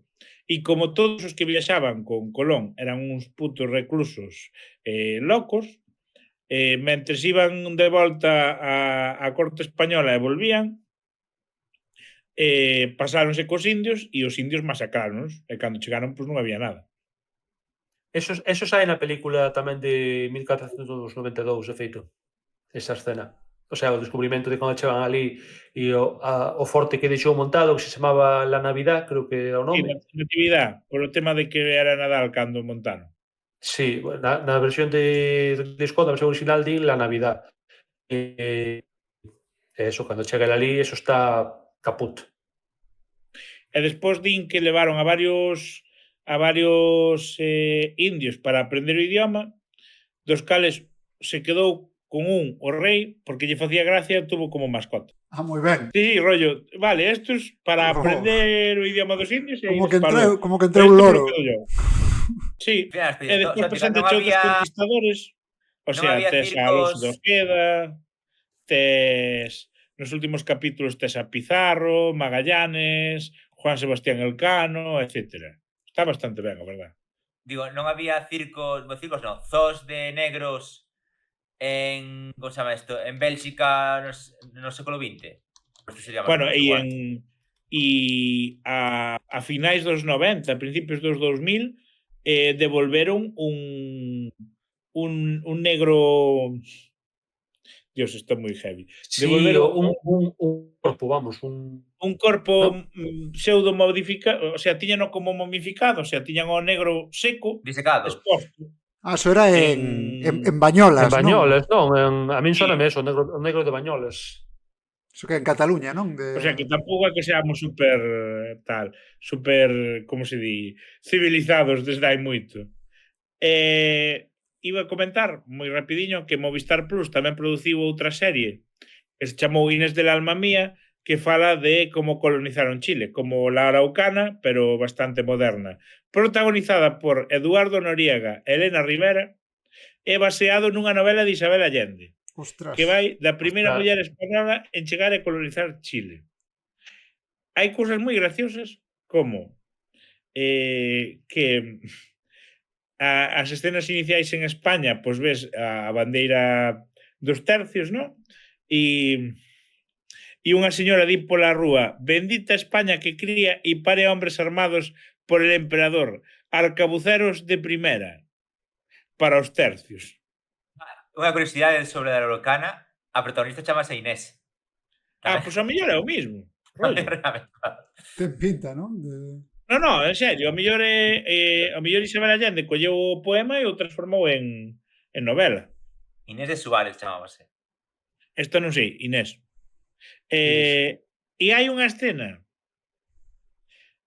o protagonista que liga con Inés, liga con ela enseñándolle a ler e falándolle cidades como Constantinopla, e unha escena dupla de xente fodendo versus xente dándose flagelos e rezando, que me pareceu moi poética. Está ben, o sea, é un pouco o mesmo rollo. Era o lema, Bueno, o lema da conquista era hai tempo para todo. Hai tempo para todo.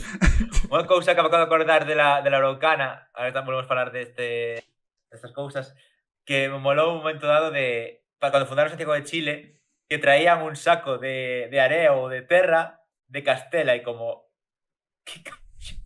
Como os Traes. vampiros. sí, Non podes colonizar un país como español se non levas un pouquiño de terra.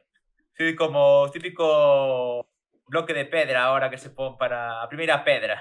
Pois eso era un pouco de terra castellana. Bueno, xa que estás falando, Dranciño, que película nos vas contar? Pois xa vou falar de Epitafio, que se alguén quere ver, está en YouTube, No. que descubrín aí. É unha peli típica que vendo as veces que puiden ir a Cine Europa, que se pode ver en Cine Europa, porque é moi de conversación, moi... que non sei como explicar. Non parece, falando da trama, non parece como eso, pero é como se fueran monólogos entre os personaxes. Cada 2x3. xa. E lenta. Novo cinema galego, pero de colonialismo español. Se basea en algo histórico, que era a búsqueda de azufre para poder conquistar a capital de Tenochtitlán. Pero empeza literalmente con... Están 3 soldados e preguntan a uns de ali que por onde se pode subir, por esos volcáns, por onde se pode subir para poder ir a Tenochtitlán. E eles din, bueno, se pode ir por aí, colles ese camiño e Colles a claro, P9, a ver, sales non tú ferrol. sabemos máis porque tampouco é un sitio algo dos deuses ou algo así. E non nos chegamos moito, pero creemos que por aí. En un momento dado da peli dicen, mira, que estes dixeron que, a ver, que non viñan por aquí. Nos están dicindo que é por aquí, pero non nos fiamos del, vamos por este lado. E acabaron en modo monólogos interiores de que están morrendo de fame, de frío, porque colleron o camiño equivocado, e contándose a historia súa de cando estiveron antes. O típico monólogo interior. Ata que finaliza a película conseguindo o azufre. E o conseguindo facer o paso, chamado agora Paso de Cortez, que é un paso histórico, para chegar a Tenochtitlán. E esa é a peli. Curioso. Bueno, recoméndala. Para ver típico cine Europa ou así, creo que ben, porque además te empieza con típico monólogo interior, podes vela tranquilamente, pero... O sea, como a deles transportan a morte, con gafas de Hister e pipa. Pero é unha peli lenta, se non te gustan as pelis lentas, nin de monólogos, se te gusta un pouco, pensas que é unha peli máis de acción, non é o teu. Se non che gustan este tipo de películas, é mellor que vexas a que viu Fer. Sí. Dalle Fer. Sí, bueno, eu vou falar dunha peli hoxe aquí botei, como se doite dicir, unha polo equipo, non? Sacrifiqueime para ver Cristóbal Colón de oficio descubridor. Teño que dicir que menuda xoia de peli, é ouro puro de principio a fin. Unha película de 1982, ouro puro, rapaces, que vos recomendo. Por favor, Fer, aquí, antes de que expliques a peli, pon o clip que nos mandache por WhatsApp. Un pouco para que se... Normalmente non poñemos clips de películas por, bueno, pues porque é unha liada poñelos e por motivos dos dereitos de autor, pero eu penso que hoxe vamos facer aquí unha excepción. Bienvenidos a bordo. Bien dicho, ¿qué coño? Ay, esa lengua. A bordo están prohibidas las palabras malsonantes. Profesión. Violador de menores.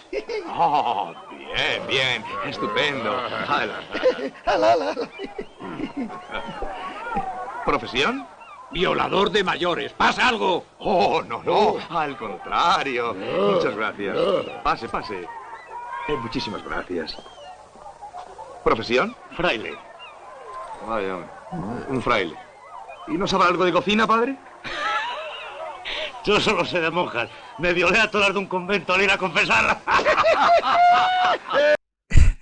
Vale, iba a decir que esta peli onde a vin? Bueno, pois vou recoñecer que tampouco é unha cousa que fagamos moito aquí. En Cine Europa. Vou recoñecer que vina de un xeito dudosamente legal. Eu non descarguei nada. Eu busquei a ver se apuñan en internet nalgures e atopei unha páxina rusa na que se podía ver, e eu entrei na páxina rusa na que se podía ver, que lle digan algo os rusos.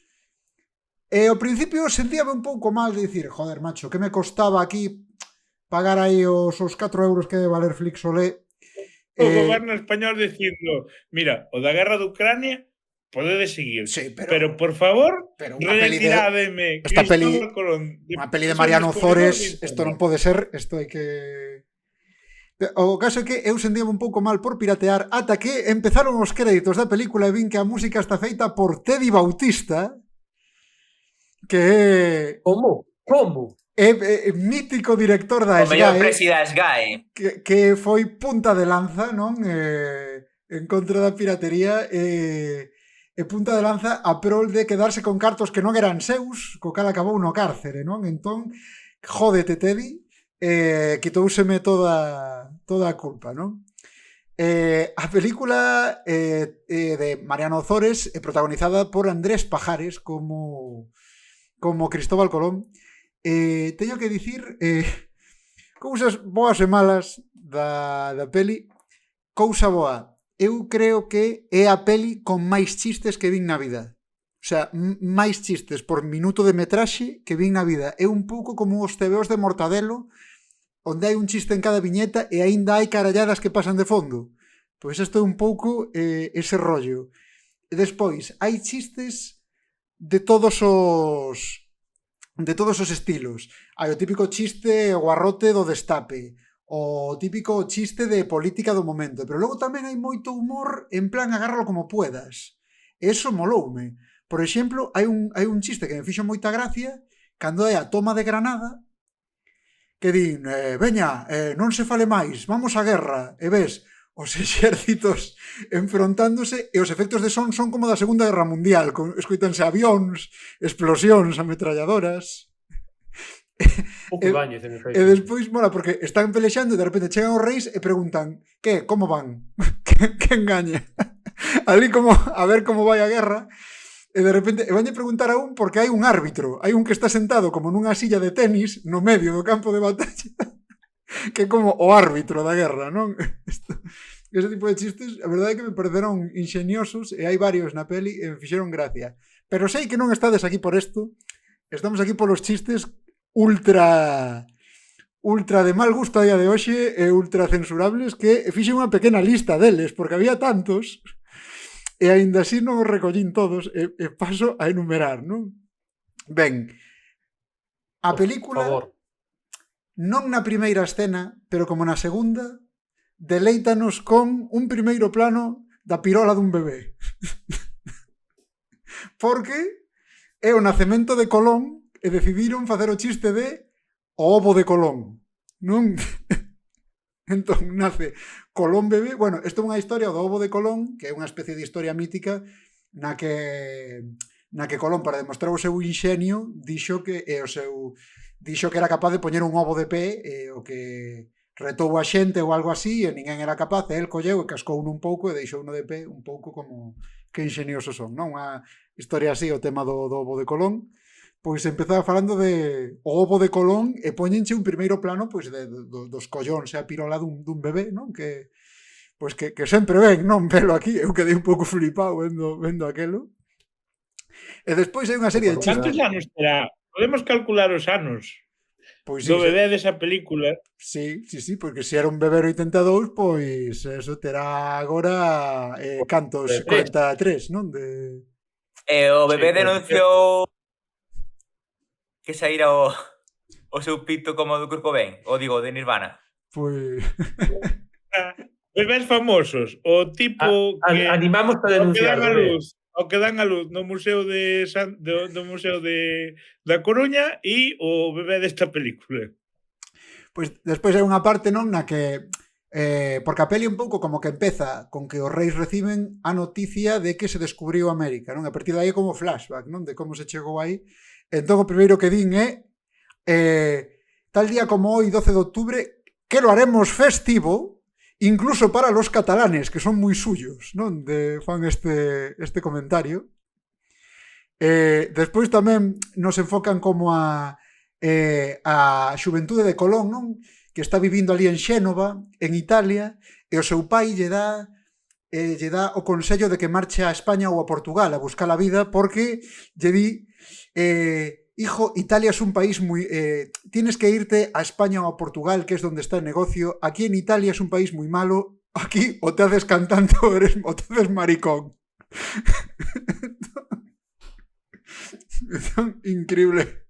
Increíble comentario acerca de Italia. Despois tamén nos presentan a personaxe de Torquemada, non? E Torquemada, isto está moi ben tirado, é nazi. E Torquemada ten como unha serie de soldados que van vestidos de negro e que fan o saludo nazi, falan en alemán, chamanlle Mein Führer, levan como esvásticas no escudo, sabes? Pois fan o saludo nazi, non? Ali, pois e todo decidiron pois que son nazis os da Inquisición. A cocaína se consumiría para este guión.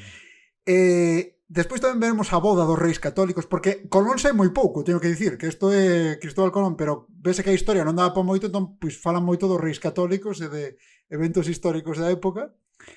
E vemos que se casan os reis católicos e cando se casan centralizan o Estado e acaban esas autonomías, non? Esta xente aí pois manifestándose, non? Porque foi o fin das autonomías, a chegada do antigo réxime, non?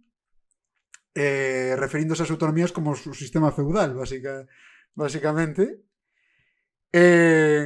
Despois hai unha voz en off que che explica un pouco como era España na época, e primeiro explícache, non, de que como aún non habían expulsado a los judíos, los préstamos tenían un interés altísimo, non? Unha cousa que a peli comenta.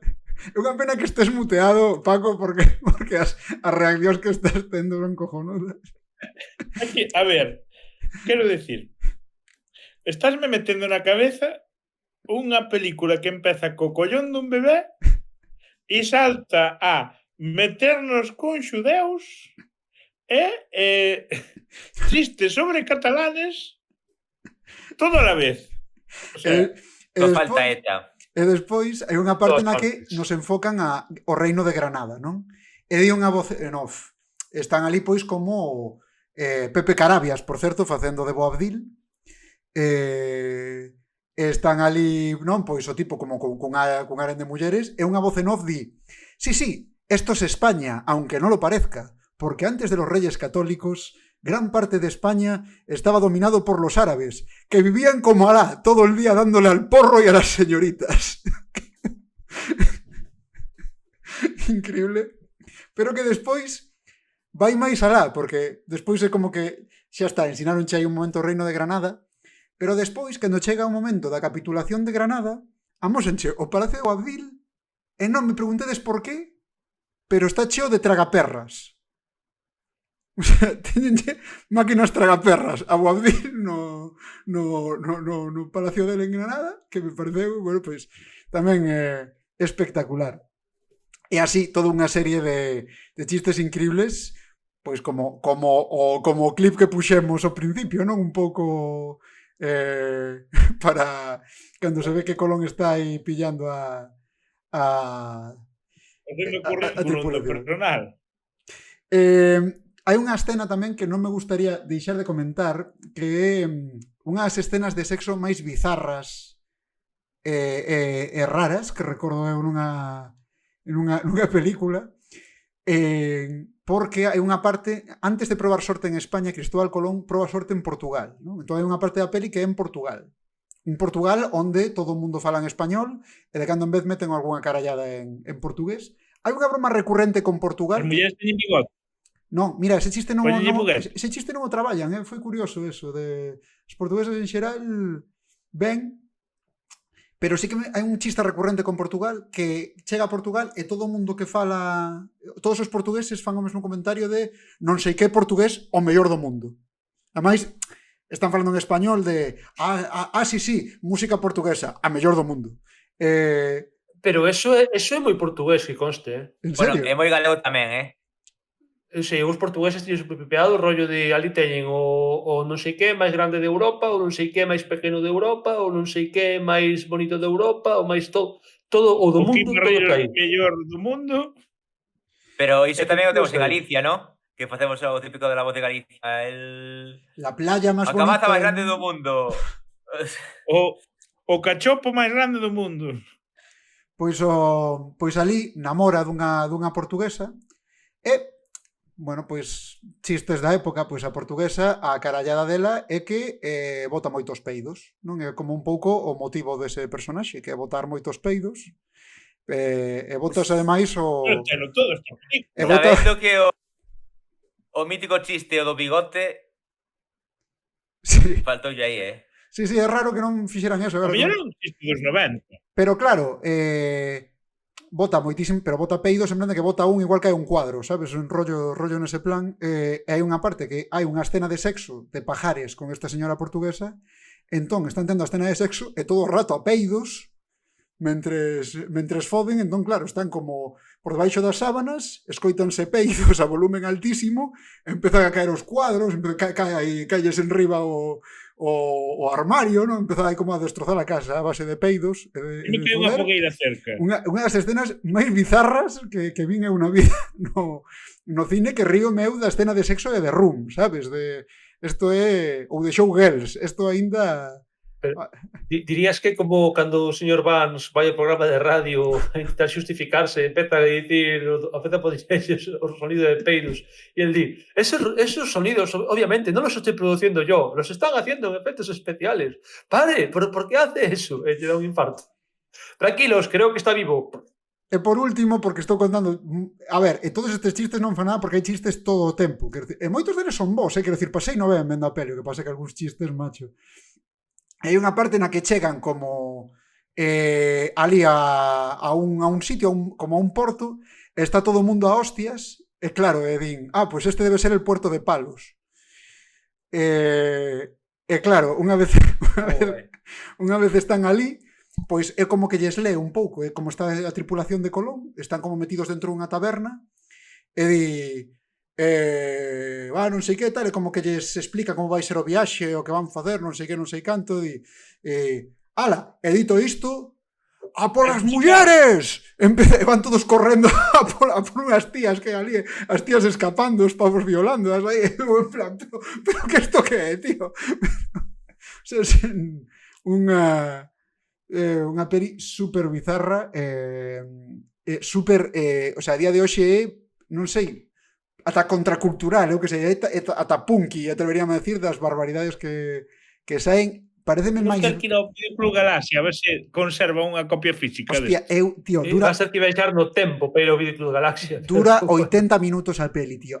Pero hai que vela, tío. Hai que vela pola barbaridade constante e porque despois, polo medio, pues, joder, de cando en vez, pues ten algún chiste bo tamén. Bueno, entón creo que xa temos doblete para cando teñamos cartos alquilar unha sala, porque será Zipi Zape la película e Cristóbal Colón de profesión descubridor.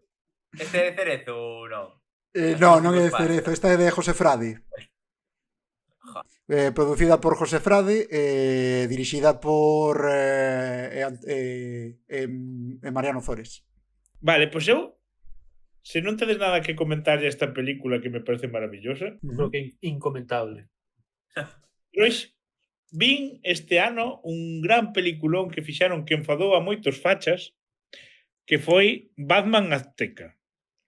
Porque alguén en Latinoamérica se lle ocurriu a posibilidade de coller a Batman e facelo precolombino.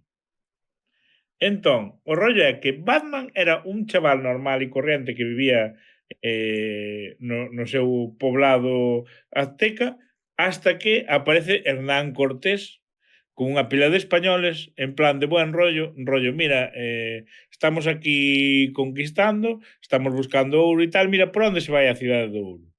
E como se fora a historia de Batman, pois matan os pais, non? Entón, el decide vengarse dos españois. E diste, esta peli mola hasta aquí. Bueno, aos españoles non lles molou, aos españoles rancios non lles molou, porque claro, Batman matando españoles. No, por favor.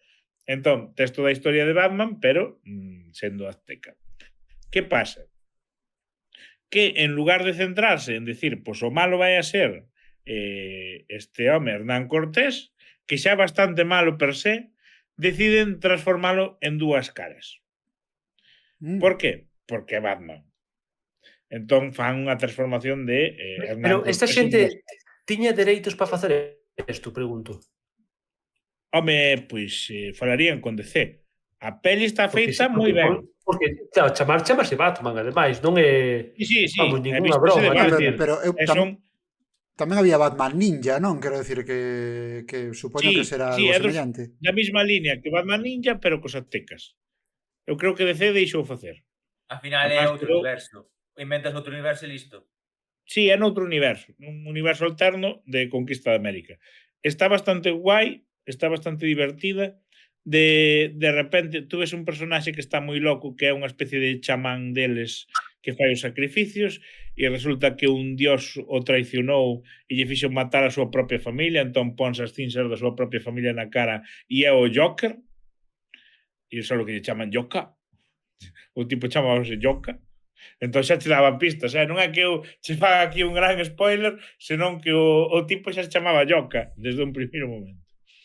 Entón é ese enfrentamento con Hernán Cortés, cos españoles con armas, o tipo conoce a Poison Ivy, que é unha especie de espírito do bosque precolombino, ten a súa propia Bazcueva precolombina, bueno, un pouco... Eso en hora e media, tío. Pero eu que non entendo que sexa Batman, digamos, Batman o superpoder que ten é que ten pasta.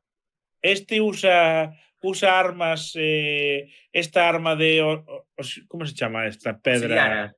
De obsidiana, entón as súas armas son de obsidiana, é un rollo, nun momento dado fais unha cousa voadora porque lle veo uns planos que leva Hernán Cortés de dibuxos de estilo Leonardo da Vinci, entón copio e ten o seu propio bat voador. Bueno, é unha... Hostia, está guapo, me está molando. É unha bizarrada, é unha bizarrada moi divertida. Pero o que diste, por que Batman? Sí que cartos porque é o fillo dun cacique que é arrasado por os españois, pero o tipo pois tiña o seu despliegue. Está entretenida, pero eso, para min desaproveitaron o tema de que eu creo que Hernán Cortés e os españoles son bastante malos, non fai falta que os transformes en dúas caras en ningún momento dado. Pois a mí mólame esa idea, tío. Sí, porque tens que facer o... É que eu a Cortés con dúas caras non o vexo. Non sei se a mí outro personaxe, pero ao mismo non me... O que digo, a mellor se o centraras en enfrentarse ao Joker sin que viñeran os españois, por exemplo... Hostia, tío, pero eso é como Superman Hijo Rojo, no que Batman é un anarquista tolo que está ali na Unión Soviética loitando contra o sistema. Pois é un pouco ese rollo, claro. Pero aí mola, ou non che mola ese cómic? Sí, pero aí Superman matou os pais. Claro, por eso hai un motivo, digamos. Por eso é anarquista. Pero bueno, por caso. Está ben, está divertida, está guai, non se fai pesada, destas de animación de DC que están bastante curradas, e é pois, unha volta de torca como o de Batman Ninja, pero neste caso pois, é un chaval que veñen os españois e se venga. Como a historia clásica. Hai unha Catwoman tamén, bueno, vai metendo as cousas bastante ben. Jaguar Woman sería aquí, non? Aí na selva. Sí, de feito, sí. Ah, bueno, mira que como era en latino? Gatúbela. Gatúbela, bueno. Bueno, eso é Batman Azteca. Estou pensando, co chiste do Yoku, vai ser o Joker. En latino que sería? El Wasu ou el Wasu? El Wasu. Non é el Wasu. Bueno, ao mellor por latino sí que foi unha sorpresa, sabes? Que o Joka fora o Joker. Oye, estou pensando, en latino Bruce Wayne non é Bruno Díaz. Ese nome é máis parecido. Sí. Máis parecido aos españois que o... Ostras, que guai. Joder, pois eu estou moi a favor de que fagan historias de Batman así alternativas, tío. Non sei. Habería que facer aquí... Aí ten boa pinta. As de Superman alternativas tamén están moi guapas.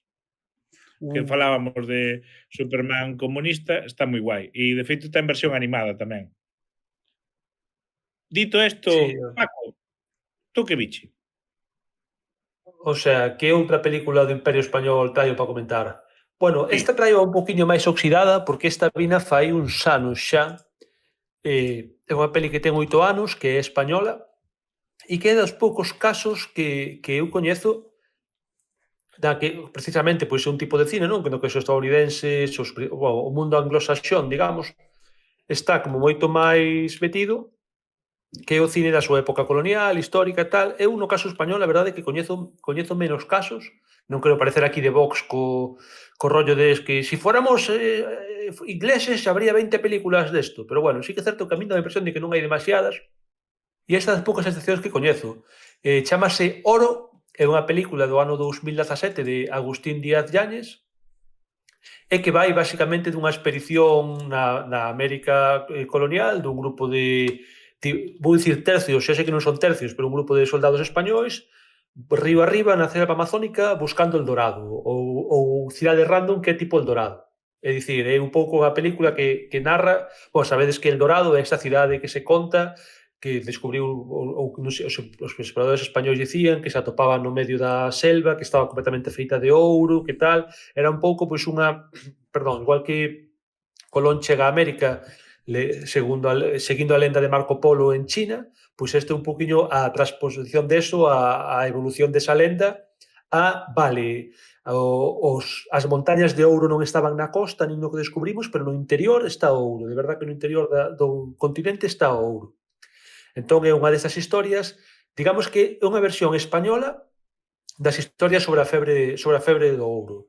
Este grupo de soldados que se mete na selva vai sendo liquidado pouco a pouco polas enfermidades, por rencillas entre eles, polos grupos indígenas, etc. Digamos que é unha peli que ten un toque bélico, é unha peli histórica e a vez ten ese rollo como de supervivencia do ser humano contra a natureza, do ser humano contra un entorno hostil. A verdade é que estou vendo Film Affinity que non ten unha nota moi alta, ten un 5,1. Sí que creo que nese momento non tivo ningún gran éxito de crítica e público. A mí parece unha peli correcta. Eu recordo que era unha película entretida, sin máis, pero que me entretivo unha tarde parva así zapeando entre cadenas, ou non me acordo se había en streaming, a verdade. É que non tiña... Quero dicir, teño bastante esquecida, porque non tiña nada especial, pero tampouco recordo que fora horrible. O seu elenco son xente, verdad, bastante random, porque está Raúl Arevalo, conocido por La Isla Mínima, está Óscar Jaenada, conocido por... Que Óscar Jaenada é que, como ten cara antiga, Óscar Jaenada dá aspecto de que el de verdade é unha persoa daquela época e todos os demais están actuando, non? Sí que ten unha pinta un pouco de conquistador español. Na serie. Sí, é certo que fixo, creo que sí. E despois, o meu personaxe favorito desta película, que é o personaxe de José Coronado, que como non ten que ser o máis macho do grupo. José Coronado desta película fai de soldado veterano que supón que ten que ser un hiper carismático, básicamente. Aparece tamén por aí Bárbara Leni haciendo de la mujer, pero hai unha muller na película que vai con eles na selva e é esta, básicamente. Entón, claro, vai haber subtrama amorosa, vai haber aí amor prohibido, bueno, o típico... Bexas, ciúmes e todo. Guionista español, guioniza e sale esta película. Xa vos digo, non é ninguna maravilla, eu tampouco a recordo malísima. Simplemente teño bastante olvidada porque entendo que estaría bastante na línea de nin ben nin mal. Normalita de todo. Non sei vos se a vistes, que opinades dela. Eu sí. Teño antes... Didi, Adrián. Antes de falar desta película, teño unha pequena curiosidade sobre a película, porque eu tamén buscando para vela. E atopei en YouTube.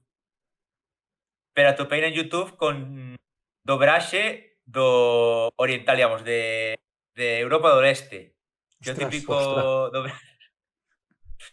Non sei de que era, pero digo, hostia, non vou ver esta peli. Pois eu sí que... Está en YouTube, si que hai...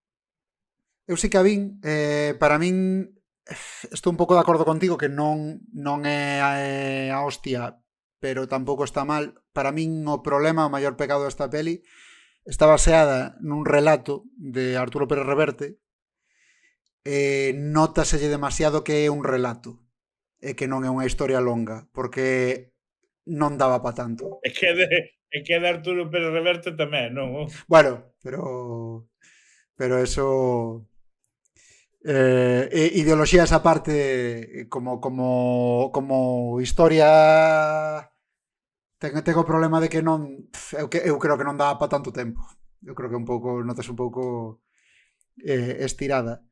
A min resultame bastante, todos os xeitos, bastante curioso que hai unha serie de mitos do descubrimento da América que eu só coñezo a través da media anglosaxona, dos medios americanos de Hollywood e tal, porque eu nunca vin literatura nin películas españolas que falaran del Dorado ata que vin esta, ou da Fonte da Eterna Xuventude, por exemplo.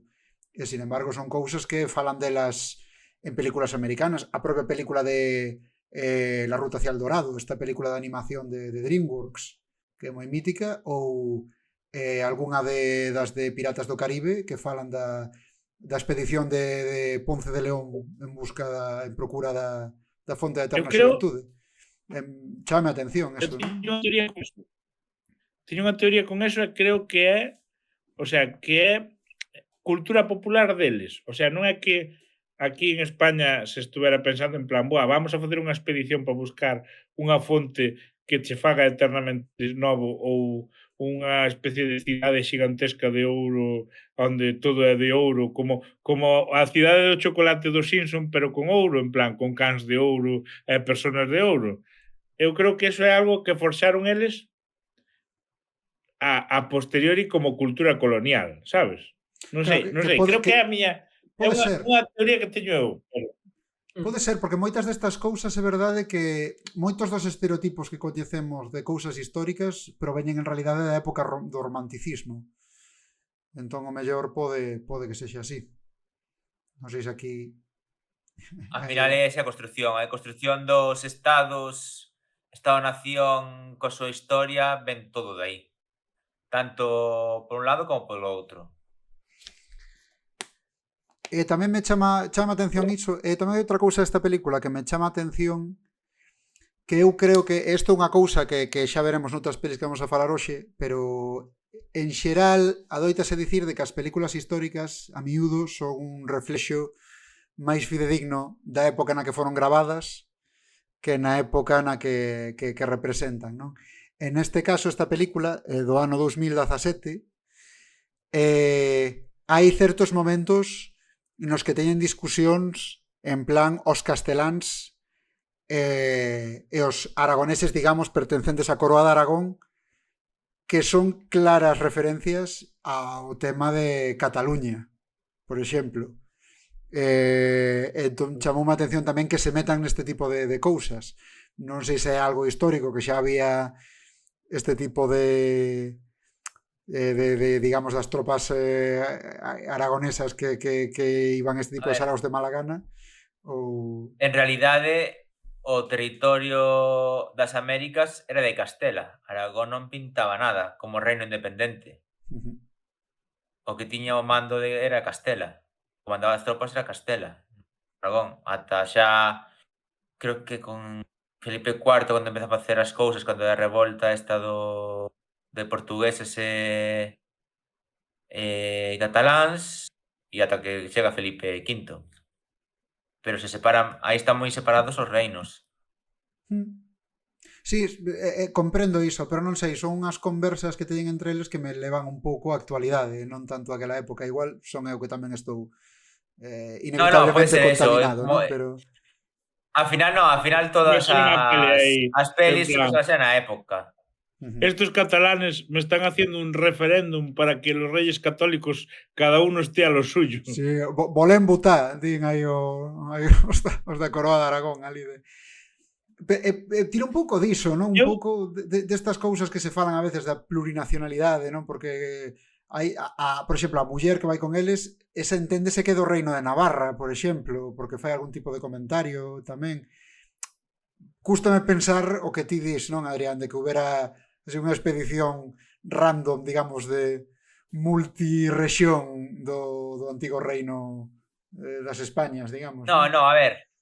No, o que dicía eu era que o que manda as expedicións é o reino de Castela. Logo, como as mande por dentro, ao final hai que contratar persoas.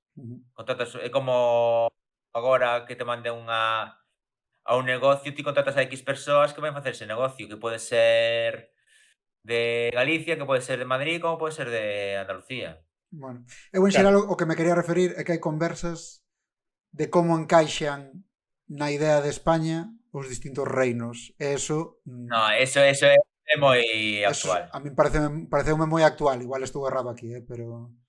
No, é actual. De algo que non sería así. A idea de Estado como pensamos agora é do 19. No, literalmente, nesa época, o Estado é propiedades do rei. Se o rei decide separar as cousas como lle dá a gana para os seus fillos, é outro Estado. Como fixo cando Carlos V, bueno, Carlos I, deulle Austria para, sabes, para o seu irmán. Pudo darlle todo a Fernando II, a Felipe II. Bueno, Sí, dito claro. isto, quero comentar unha peli bizarra, non a revín, o sea, non a volvín a ver, pero encaixa nestes filmes que estamos falando, que é Tiranosaurio Azteca. Porque Tiranosaurio... Joder, tío. Oxe, todo azteca. Batman, tiranosaurio.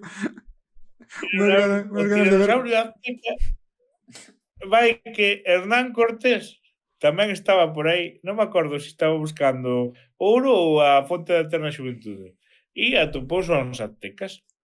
Pero resulta que, rollo Predator, a peña vai morrendo, pero porque os papa un dinosaurio.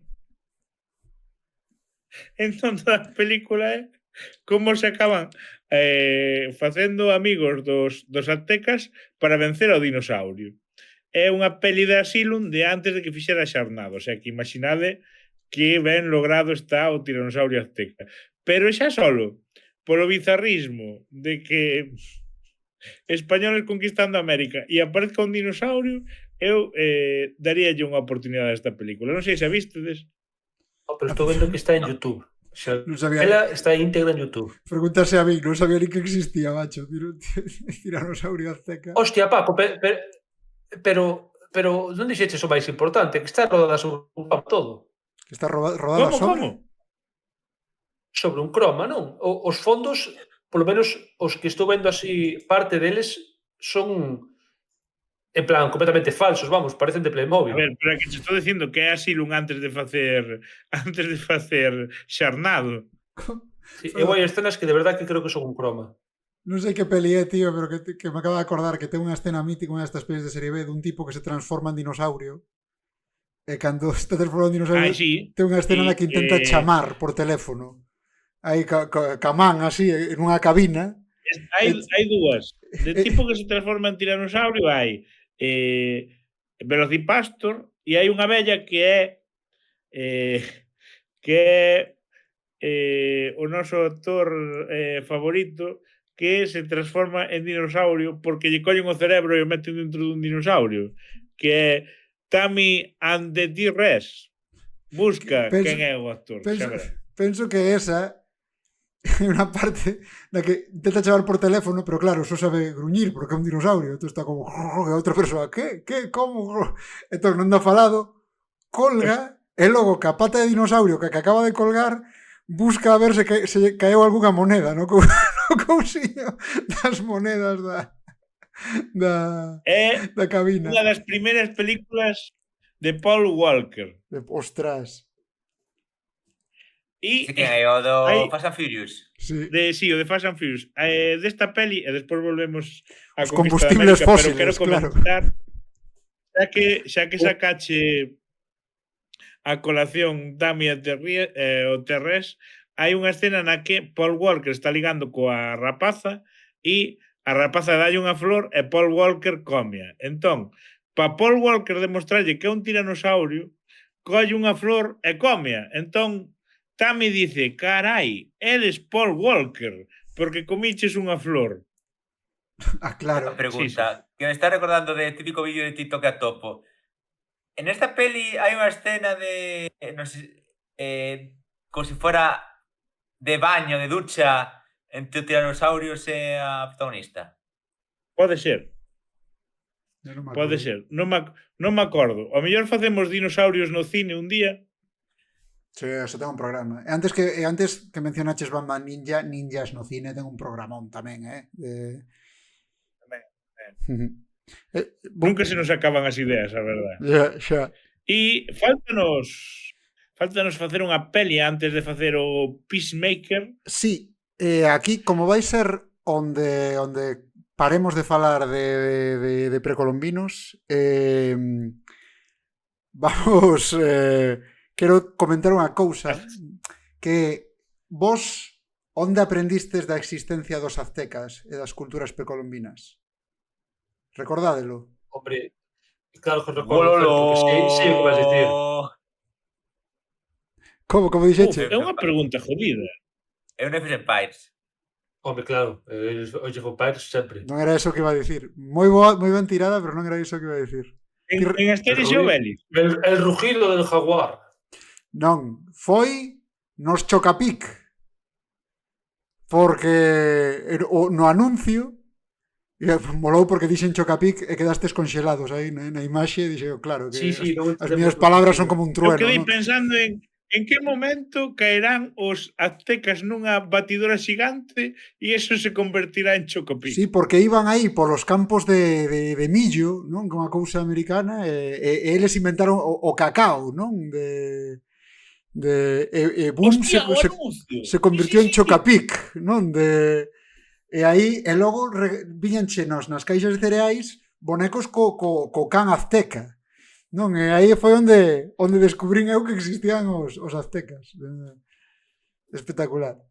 Bueno, vou falar da seguinte peli, se os parece ben, que E de premio viña un paxaro que o poñías no dedo e se balanceaba. Sí, non che caía do dedo, que parecía maxa aquelo. Estaba guapo. E tamén había cómics do can, que che viñan aí como por detrás da caixa ou algo así. Sí, acórdome eu. Bueno, vamos falar da seguinte peli. Vou falar de Jungle Cruise. Cruise de cruceiro, sabes? De cruceiro pola xungla. De Tom Cruise. Eso é. Que é unha peli de Disney do ano 2021 do actor favorito aquí de Fuco, de Dwayne Johnson de Rock. Uau, actorazo, Espectacular, non? Pois a película esta é moi curioso porque vos dicir unha cousa, esta peli está baseado nalgo. En que? Está baseado nun libro, nun cómic, nunha serie? Non, nunha atracción do parque de atraccións de Walt Disney. E vos diredes... Bueno, aí está. Aí está. E vos diredes, que cousa máis rara? Pois non, porque Piratas do Caribe xa era unha adaptación dunha atracción mítica de Walt Disney. De Walt Disney World, non? Que é un pouco como se chama o original, o de Orlando. Esta película vai dunha investigadora de londinense, non? Que chega a Sudamérica investigando os pasos dun antigo explorador español da época da conquista da América, que se chama Don Aguirre. Ignoro se isto é unha referencia á película de Klaus Kinski, de Aguirre, como era? Aguirre la ira de Dios, ou algo así. Aguirre corda de Deus, sí. Película que hoxe non traemos, aínda que cadre co tema, porque xa falamos dela en anteriores episodios da Queixa Negra do Nostromo. Entón, este tal Don Aguirre deixara nuns escritos que descubrira unha árbore cuxas follas pois podían curar calquera enfermidade, non? Era unha especie de árbore máxica que habitaba pois no máis profundo da Amazonía, non? Entón chega a un poblado ca intención de que alguén se adentre con ela por ese camiño, pero é como que hai moita superstición, é un sitio moi perigoso e ninguén a quere axudar, e ao final atopa un tipo que ten unha lancha, que ten un barco para ir polo río, que sí que se atreve a remontar o río e meterse con ela nesta xungla perigosa. Hasta aquí parece o argumento de Anaconda. E non só iso, a min recordoume a La Reina de África, mítica peli de Humphrey Bogart, que tamén é de remontar un río cun barco por África e destas dúas persoas de mundos distintos que chocan, pero que evidentemente sabes que aí vai haber tema, enfrontándose a cousas que van saindo que ao principio son animais, pero pouco a pouco a superstición e a maxia do interior da selva vaise impoñendo. Haberá unha parte, que isto é o máis destacable da peli, que a peli é bastante longa, fíxoseme longa, son 2 horas e pico, non facía falta que fora tan longa, non está mal, pero estaría mellor se durara 90 minutos. hai un momento en que chegarán a ese sitio onde atopan as pegadas desa expedición española, pero ali atoparán con zombies dos antigos conquistadores españois. E cal será a miña sorpresa cando En estou plan mirando... zombies vudú ou zombies de... Pois non che sei dicir, porque, vamos, unha especie de mortos vivintes de españois daquela época. E cal será a miña sorpresa cando vexo que estes españois, repito, unha peli de Disney de Dwayne Johnson, son King Gutiérrez, Dani Rovira, e non me acorda quen era outro, pero tamén é un mítico español. E dixen, hostia, pero este tío Dani Rovira, non? Pareceume moi curioso. Deixademe mirar os créditos, porque agora teño aquí dúbidas de cal era o terceiro, porque sei que hai 3. Claro, e logo mirei e resulta que a peli é de Jaume Colet Serra, non? Entón supoño que tiraría de Axenda, non? Non está moi ben. Eu penso é un pouco aburrida, é unha peli así, pode ser todo o que queiras, pode ser fantasma, pode ser sinxela, pero que non pode ser aburrida. Se é aburrida é un fracaso, tío. Sí, non pode ser aburrida. É Eu aburrida sí. e non tería por... que non trascendeu. E non tería por que selo, porque lle quitas media hora ou 25 minutos de metraxe e deixala 90 minutos, estaría unha peli de puta madre.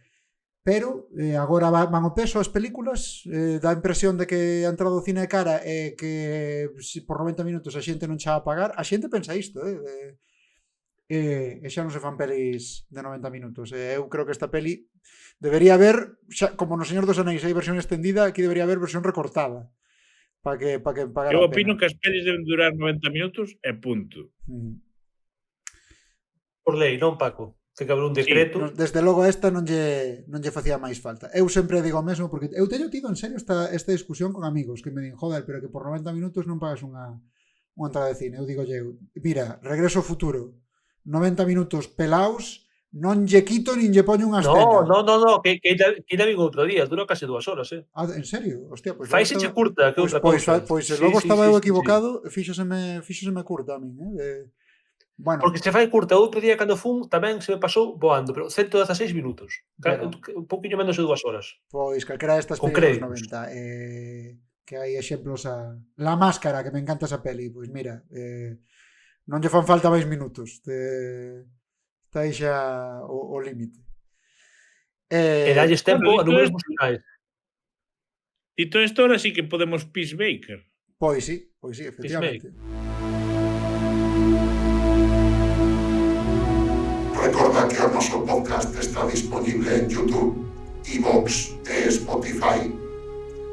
Nesta última agora tamén subimos vídeo. E se queres máis parvadas sobre cine, sempre nos podes seguir nas nosas redes sociais. Búscanos por @cnegranostromo en Instagram e Twitter. Twitter agora chamase Xe. Sí, bueno, eu ainda lle digo Simago o Carrefour, así que imagina.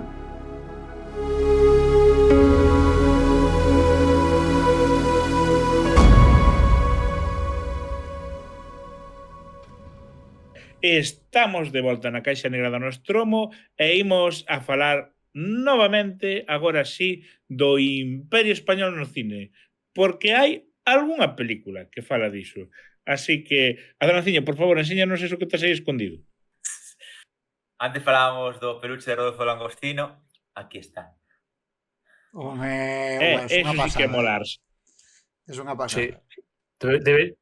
Deberían volver poñeros á venta. Eu non entendo como puido ir o carallo ao museo ese. Quedaban, con estas maravillas. A cousa é que, a ver, estaba en mal sitio. Se fuxeran en Vigo ainda estaba moito mellor. Son moi... Un poquinho alguna cousa tamén ten. É moi fan dos paliños de pescada, porque hai un pouco tratar de enganar os nenos para que coman pescado facéndolles creer que é unha croqueta, non? Eso é un plan sen fisuras. Chamadelle pescado a calquera cousa. Bueno, Adranciño, tócache comezar.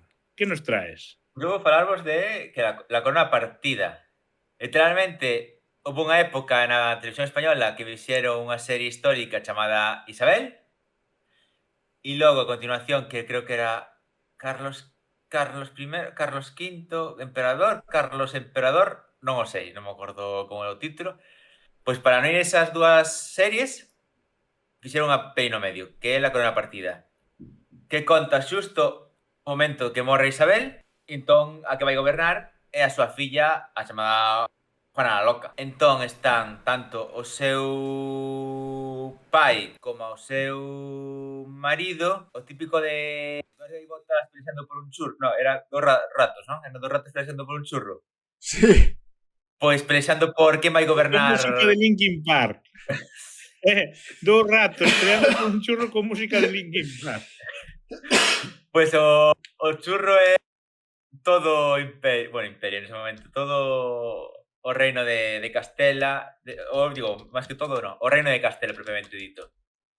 Ata que Dos españoles peleando por el reino de Castilla con música de Manolo Escobar de fondo. E nada, e acaba cando morre un deles. Pero aparece aí no medio tamén a típica, como se chama, momento dado, como se pelexan porque non quere darlle todo, ao final non quere darlle todo o territorio a Juana, o pai, o Fernando, busca outra muller para ter fillos, para poder darlle a zona de Aragón, todo iso. Entón está falando das tramas, ata que chega como se chama isto? Felipe a España, bueno, a España, a zona de Castilla, e acaba sospeitosamente envenenado, pero non se, bueno, se insinúa que foi envenenado e non se sabe quen foi, que pudo ser. Aí acaba aí a película. Que che va a decir? Ten epicidade ou non consiguen que resulte épico? No, é máis unha guerra política. É máis a típica peli política esta do... Como se chama isto? De abogados, típica americanada de película, de trama política, pois levado ao século XVI. Pero sí, hai algo que odio, non que odio, que me choca sempre ver algúns actores e actrices españoles facendo unhas pelis épicas. Porque está, como se chama esta? Ai, Dios, a de La Casa de Papel que estivo en Física e Química. Úrsula Corberó. Ese, Úrsula Corberó. Facendo de... creo que Tokio, na Casa de da Papel. irmán de Felipe el Hermoso, e como, Dios, non me pegas nada. Me pega máis unha típica actriz random das telenovelas da primeira de época. E logo tamén está o noso querido José Coronado. Home. Facendo... Dios, e hoxe saliu dúas veces.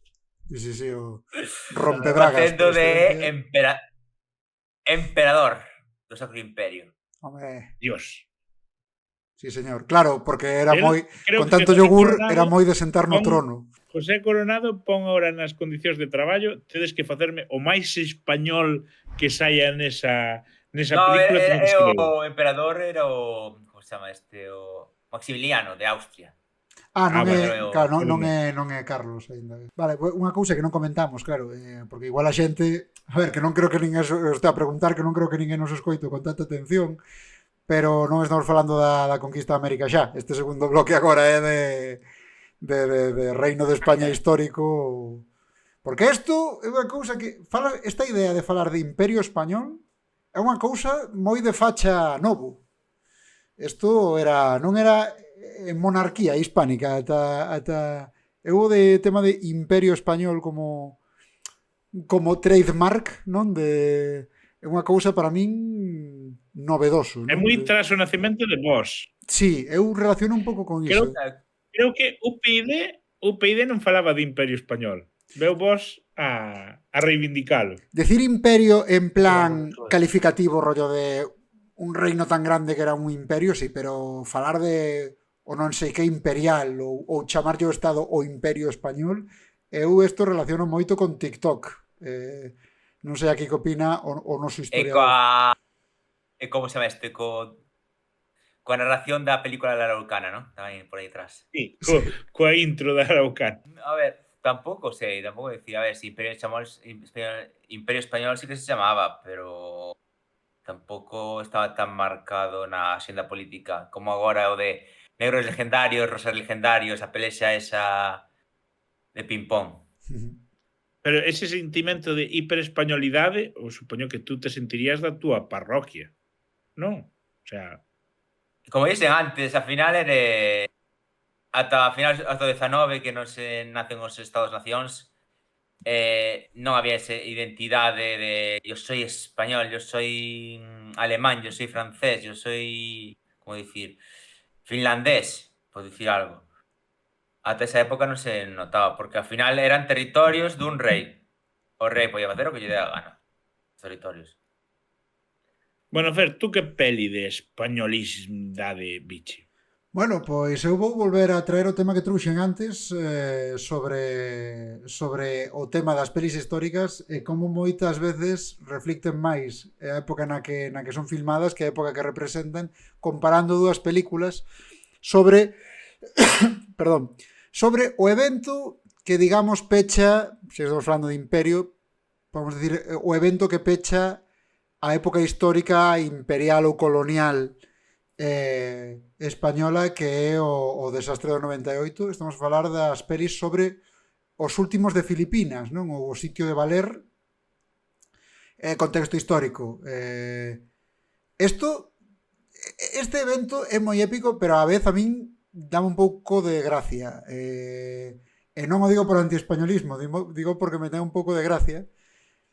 Houbo un evento durante a guerra hispanoamericana, finais do século XIX, que na Filipinas española un reximento bueno, un pelotón de, non sei como se chama, de soldados españois, pois está pelexando contra os rebeldes e atrincheranse nunha igrexa no pobo de Valer, ali nas Filipinas. E os tipos resisten ali unha barbaridade de días, pero en plan que a guerra acabou, e claro, era en plan de, bueno, marchade xa, que xa capitulou, que isto xa non pertence a España. E os tipos, no, si, home, e vou yo e me lo creo. E botaron ali ano e pico, que xa acabara a guerra, e os tipos que dali non salían, non? É un pouco, sí, resistencia heroica, tal vez, pero tamén un pouco tróspida, non? A historia nese sentido. Entón, estas dúas películas narran ese evento de que seguramente isto está moito na cultura popular, non? Isto pode ser os últimos de Filipinas, cando saes de último dun sitio e cousas así. E hai dúas películas, unha do ano 45 en blanco e negro, e outra do ano, deixame mirar que o teño por aquí, pero penso que Sale Tosar. Sí, onde sale Luis Tosar, efectivamente, do ano 2016. A do ano 45 chámase Los últimos de Filipinas, película dirixida por Antonio Fernández Román, cuxa carreira non teño controlada, e a de 2016 é 1898, Los últimos de Filipinas, producida por Enrique Cerezo, esta vez sí, e con Luis Tosar de protagonista. A peli do ano 45, tengo que dicir que non a vin, pero é unha peli famosa pola súa carga propagandística, como non podía ser de outro xeito, sendo do ano 45, ca dictadura franquista como que di recén estreada, non? Unha película na que destaca o sentimento nacional español, o patriotismo e incluso tamén a piedade cristiá e o mundo católico, non? Con esa carga dos soldados falando con Deus e cousas así. Bueno, pois todas estas están adheridas ao nacionalcatolicismo imperante, non? Naquela época. Se a comparamos ca de 2016, é todo o contrario. É unha película que pon de manifesto a estupidez dos imperios coloniais, a corrupción da España da época, e incluso este tipo de personaxe tan presente na cultura española. Non me refiro a tan presente de verdade, pero sí tan presente ao mellor nas narrativas españolas que o personaxe do Trepa, non? Ou do Lamecús ou da persoa que só mira polo seu propio interese. E incluso con soldados fartos que literalmente das súas bocas sae que le den por culo a España e cousas así. O cal tamén me parece un pouco, quero dicir, non fai falta que poñes un soldado dicindo que le den por culo a España. Non sou presentista, tamén non fai falta que che tiren o mensaxe a cara, non? Xa o estás entendendo un pouco. Aí, o sea, dicindo, se España fora un donus, Madrid non existiría. Non é moi curioso, non?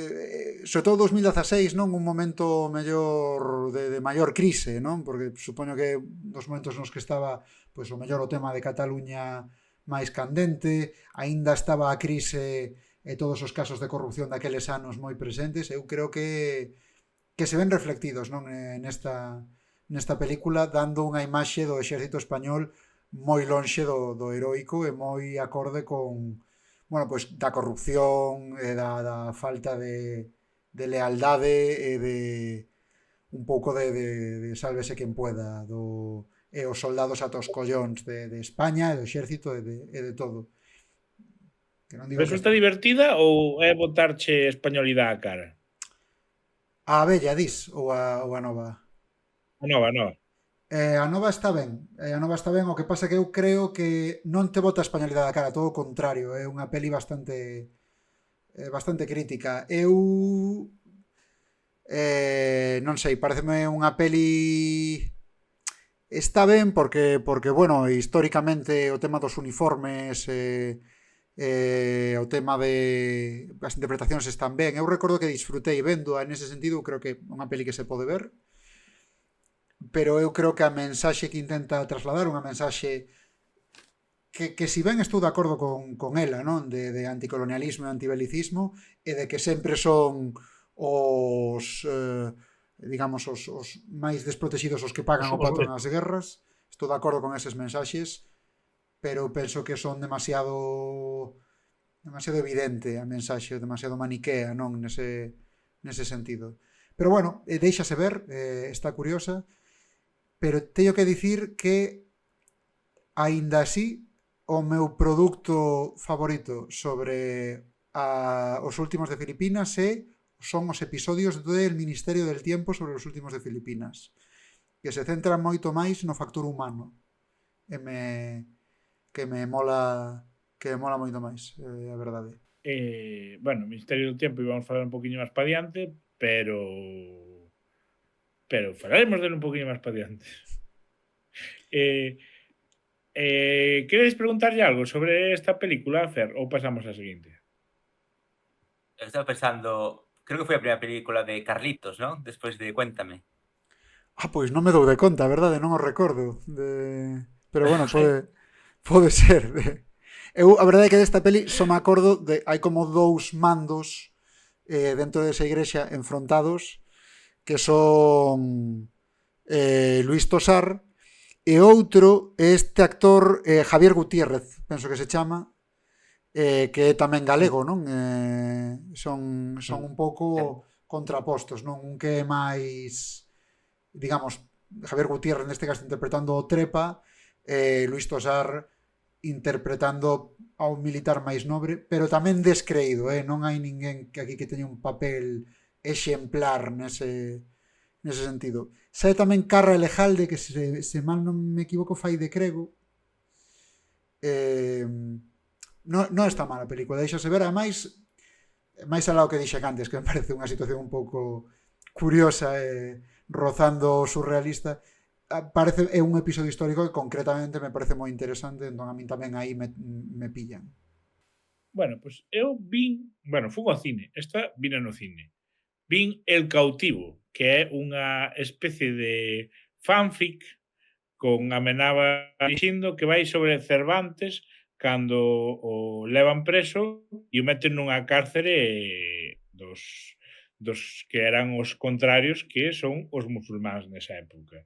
Entón, é unha peli o sea, non sabría como narrárbola máis alá de que é un fanfic onde Cervantes lle ofrecen a liberdade a cambio de prácticas homosexuais e facerse musulmán. O cal el, facerse musulmán non. Dice, non, musulmán non, pero das prácticas homosexuais ao mellor un pouquiño. Claro. Entón, narranos o amor entre Cervantes e o seu cautivador, non, o seu señor que o ten encerrado, que se queda como obsesionado con Cervantes porque sabe narrar moi ben, e vainos narrando esta tensión sexual e vamos vendo como os personaxes españois aceptan ser musulmanes e homosexuales tan libres e teñen barberías e cousas polo estilo, ou a xente que aterca e queda no cárcere. É unha peli que me resultou difícil de ver con seriedade porque gran parte do elenco pertence a La que se avecina ou Aquí no hai quen viva. Estamos falando de Fernando Tejero, Miguel Rellán, César Sarachu, que ademais parte da película é no patio dese cárcere, o cal lle dá moito máis ambiente rollo La que se avecina, claro. Tú estás esperando que alguén en algún momento diga un poquito de por favor ou algo similar. Sai aí Amador Rivas aí no cárcere, Pinchito for you. Claro, é un pouco... O sea, a peli cautivoume, o sea, conseguiu que estuvera atento toda a película con esa tensión sexual, eses tiras e afrouxas, hasta que nun momento dado, vou facer un spoiler enorme, se queres ver el cautivo para e dalle un poquinho para diante, en un momento dado o que manda nesa zona dos musulmáns lle ofrece consiguen pagar a liberdade de Cervantes, non? Entón, o que manda nesa zona di, mira, podes virte conmigo a Constantinopla e sermos parella e vivir en liberdade, ou podes irte para España e vivir baixo o cristianismo e tal. Entón, el miro moi seriamente e dice, me vou ir a España porque quiero que España me lea. E acaba aí a película. E de aí, dese momento, empezaron os libros de lingua castelá primeiro de bachillerato, obrigando a ler el Quijote. Pero ten unha cousa moi graciosa porque a primeira escena é cando entran os escravos, non? Cando collen a todos esos españoles e os empezan a meter na cidade para vendelos e tal, ves unha nena que está entrando por un túnel e o primeiro que ves é unha escena dun tipo collendo un látigo e meténdolle un hostión na espalda a nena, pero que diste, Dios, por qué, sabes? O sea, gracias, pero por qué? Pero vamos a ver unha cousa, isto é un pouco como a peli de que falamos antes de Cristóbal Colón de Oficio Descubridor, non? Era como que en Italia o te haces cantante o te haces maricón, pois aquí en Argelia o te haces musulmán. Un pouco mesmo, non? Hai unha pseudotrama, o sea, unha subtrama co tema da Inquisición, porque un dos que está aí encerrados, creo que era Fernando Tejero, facía de cura da Inquisición que estaba encerrado, entón estaba escribindo todo o que facían o resto para despois en algún momento mandar a carta á Inquisición, xoga un pouco co tema este, porque non sei se vos acordades, cando líes o Quixote, hai un momento no que fala dun traductor mouro, que fala dunhas historias polo medio e tal, entón, como que xoga como que xa se estaba inventando o Quixote estando aí encerrado. A peli é divertida, a peli merece a pena, a peli xoga con momentos de incomodidade, pois de estar nunha sauna metido con este jefe árabe, ese tira a frouxa, divertida e jódeme que acaben con esa españolidade de repente ao final, sabes? Rollo, si non lle metes esa frase e dices, pues me voy a España porque en realidad mi fe es cristiana e non musulmana, sabes? Lle meten un rollo, pues en realidad yo sempre... Pero eso é un poquinho que dicía antes na de Cristóbal Colón, que hai unha tendencia a facer o cine histórico como que se os personaxes tiveran que explicarlle ao espectador que isto é unha película histórica e para que vexas o histórico estou facendo, sabes, non son personaxes, son arquetipos. Sí, é un pouco pero... como como se Cervantes dixera, pero ti non ves que son Cervantes o escritor, o famoso escritor, tío, Claro. como era España. Ese é o tema. Tamén hai unha cousa que estou Faltaba vendo... dicir, e logo que van estudiar para selectividade? Se me volvo para España.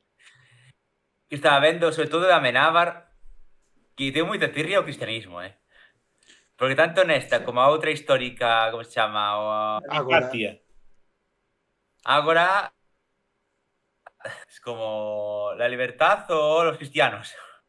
No, ademais que vese como se presentara o mundo árabe como unha liberdade para ser homosexual abertamente. Eso que ia preguntar eu. Eso hai algún tipo de indicio de que fora así? De que o mundo musulmán daquela época fora...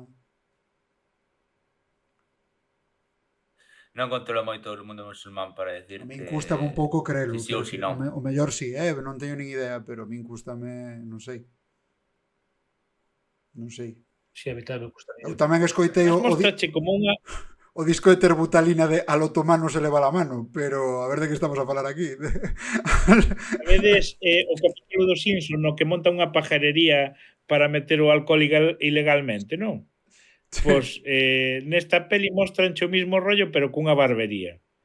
E hai toda unha línea argumental de un dos que está preso, non? Que o seu fillo teno por desaparecido e tal, e resulta que non, co tipo, pois realmente se fixera iba a decir bueno, se emparellara con outro home e se vestía de muller, non? Entón, tal, eu creo que intentou facer, o sea, creo que tiña dous guións na cabeza. Un, mostrarnos a Cervantes encerrado, e outro, intentar narrar un pouco unha especie de historia queer no Magreb, non? En plan, vamos a enseñar esta xente que como non era cristiana, pois podía ter esa liberdade de sexualización que de feito cho chanta, porque ademais non cho mete como algo sutil.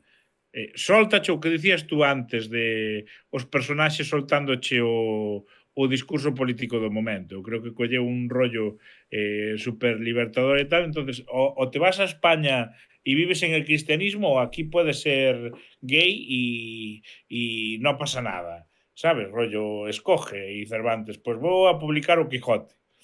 De feito, hai unha escena nestas de que está para conseguir un pouco de liberdade e andar solto, vai ler contos como se fora las 1001 noches de tal, pero entón cada vez que sorprendía con un conto ao gobernante deixáballe andar solto un día polo pueblo, non? En plan xerezade. Cando se cansa de todas as historias que lle vai contando, leye o Lazarillo de Tormes. Que entón hai unha escena na que ves o tipo que era cura da Inquisición que se entera e como que che poñe encima da mesa que o Lazarillo de Tormes está prohibidísimo, que non se pode ler o Lazarillo de Tormes porque está na lista de libros prohibidos pola Igrexa. E tú, por que o sea, por que me faz tan explícito eso? O sea, cando podes mostrarmo sin soltar, sabes, sin tratarme de tonto como espectador. Porque a esa conclusión podo chegar eu sin que mos poñas tan abertamente, sabes, sin que mo tires tan directo. Podesme enseñar que está lendo o Lazarillo de Tormes, co ten medio escondido e que o cura destapa algún tipo de desconfianza, non fai falta que mo expoñas tan así. Que é unha das cousas que me molestou. Gustoume moito a película, sí. Jodeume a españolidade e a extra exposición, sabes? Non facía falta.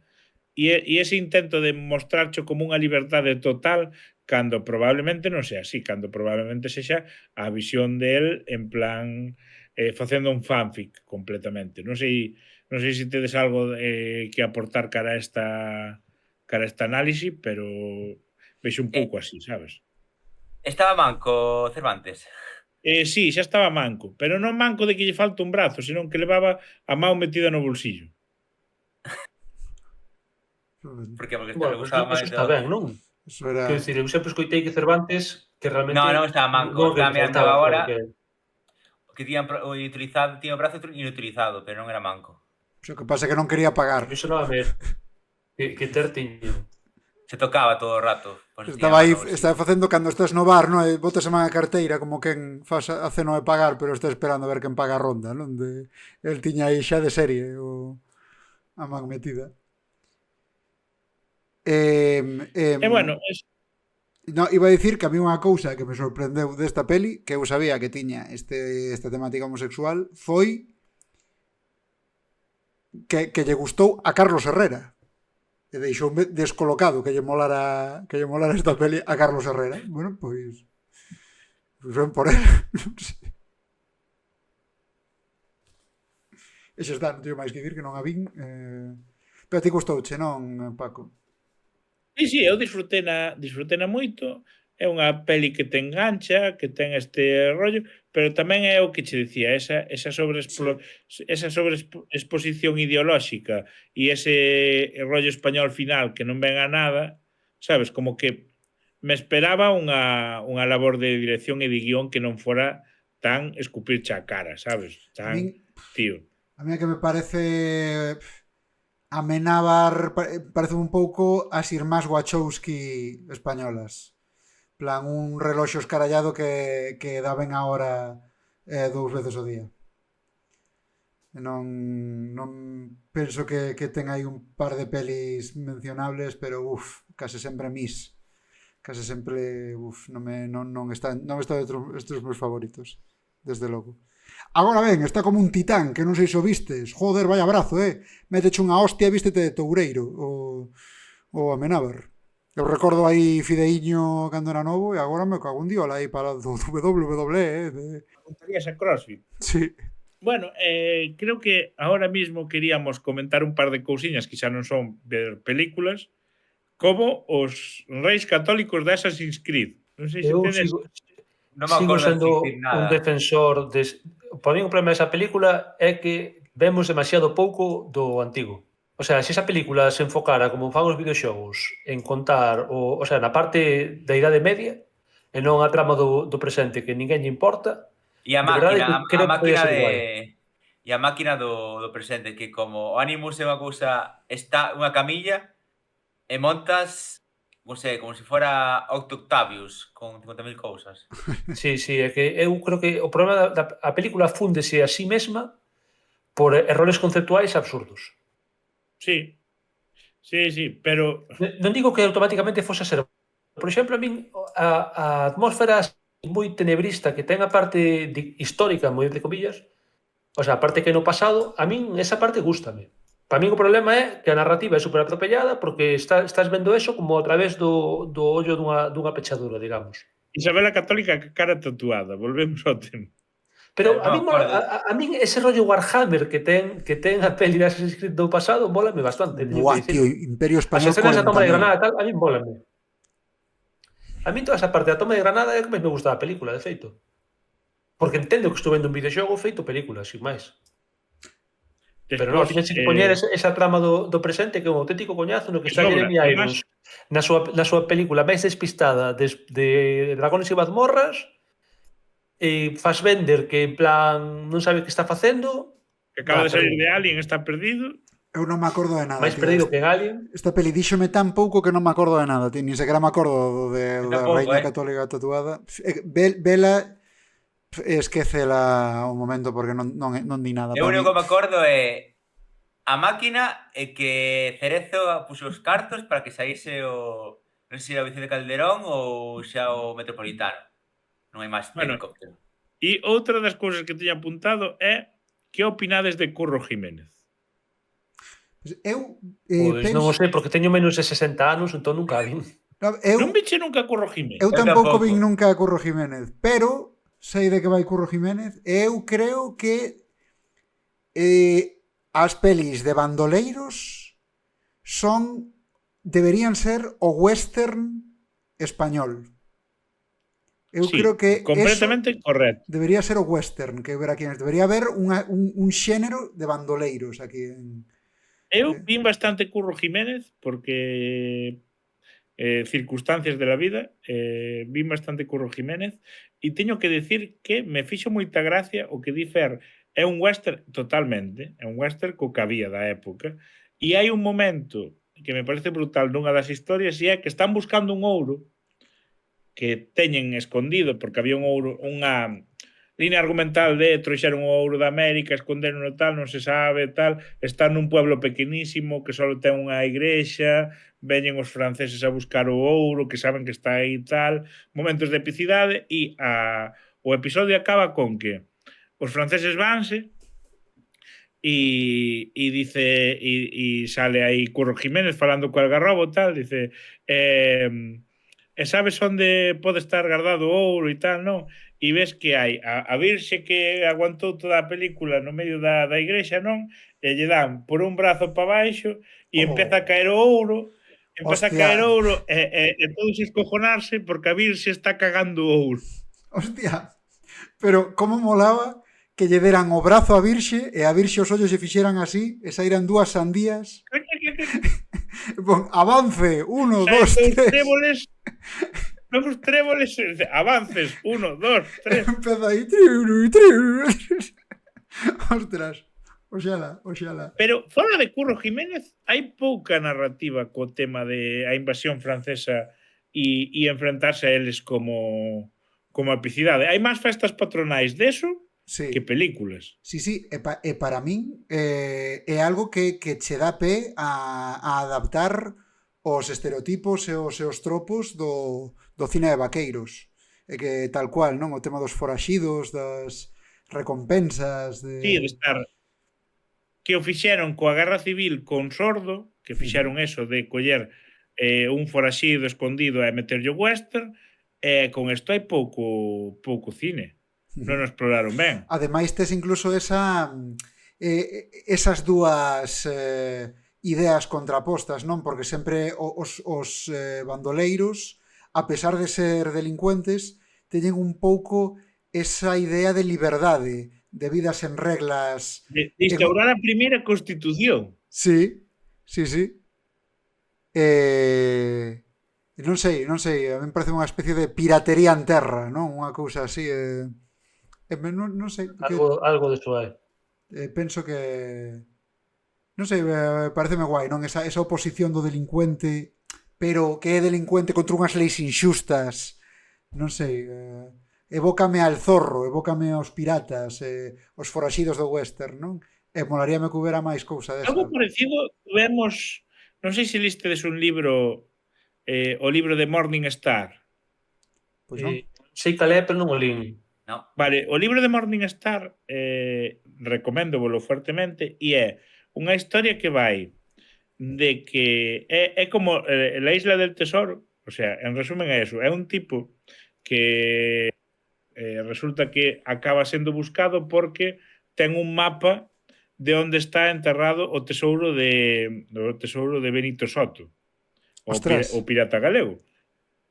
Entón é un rollo como la Isla del Tesoro, pero en Galicia, e ambientado, pois non sei se é por esta época ou un pouquiño antes, pero como que hai unha convulsión política polo medio tamén, está moi chulo.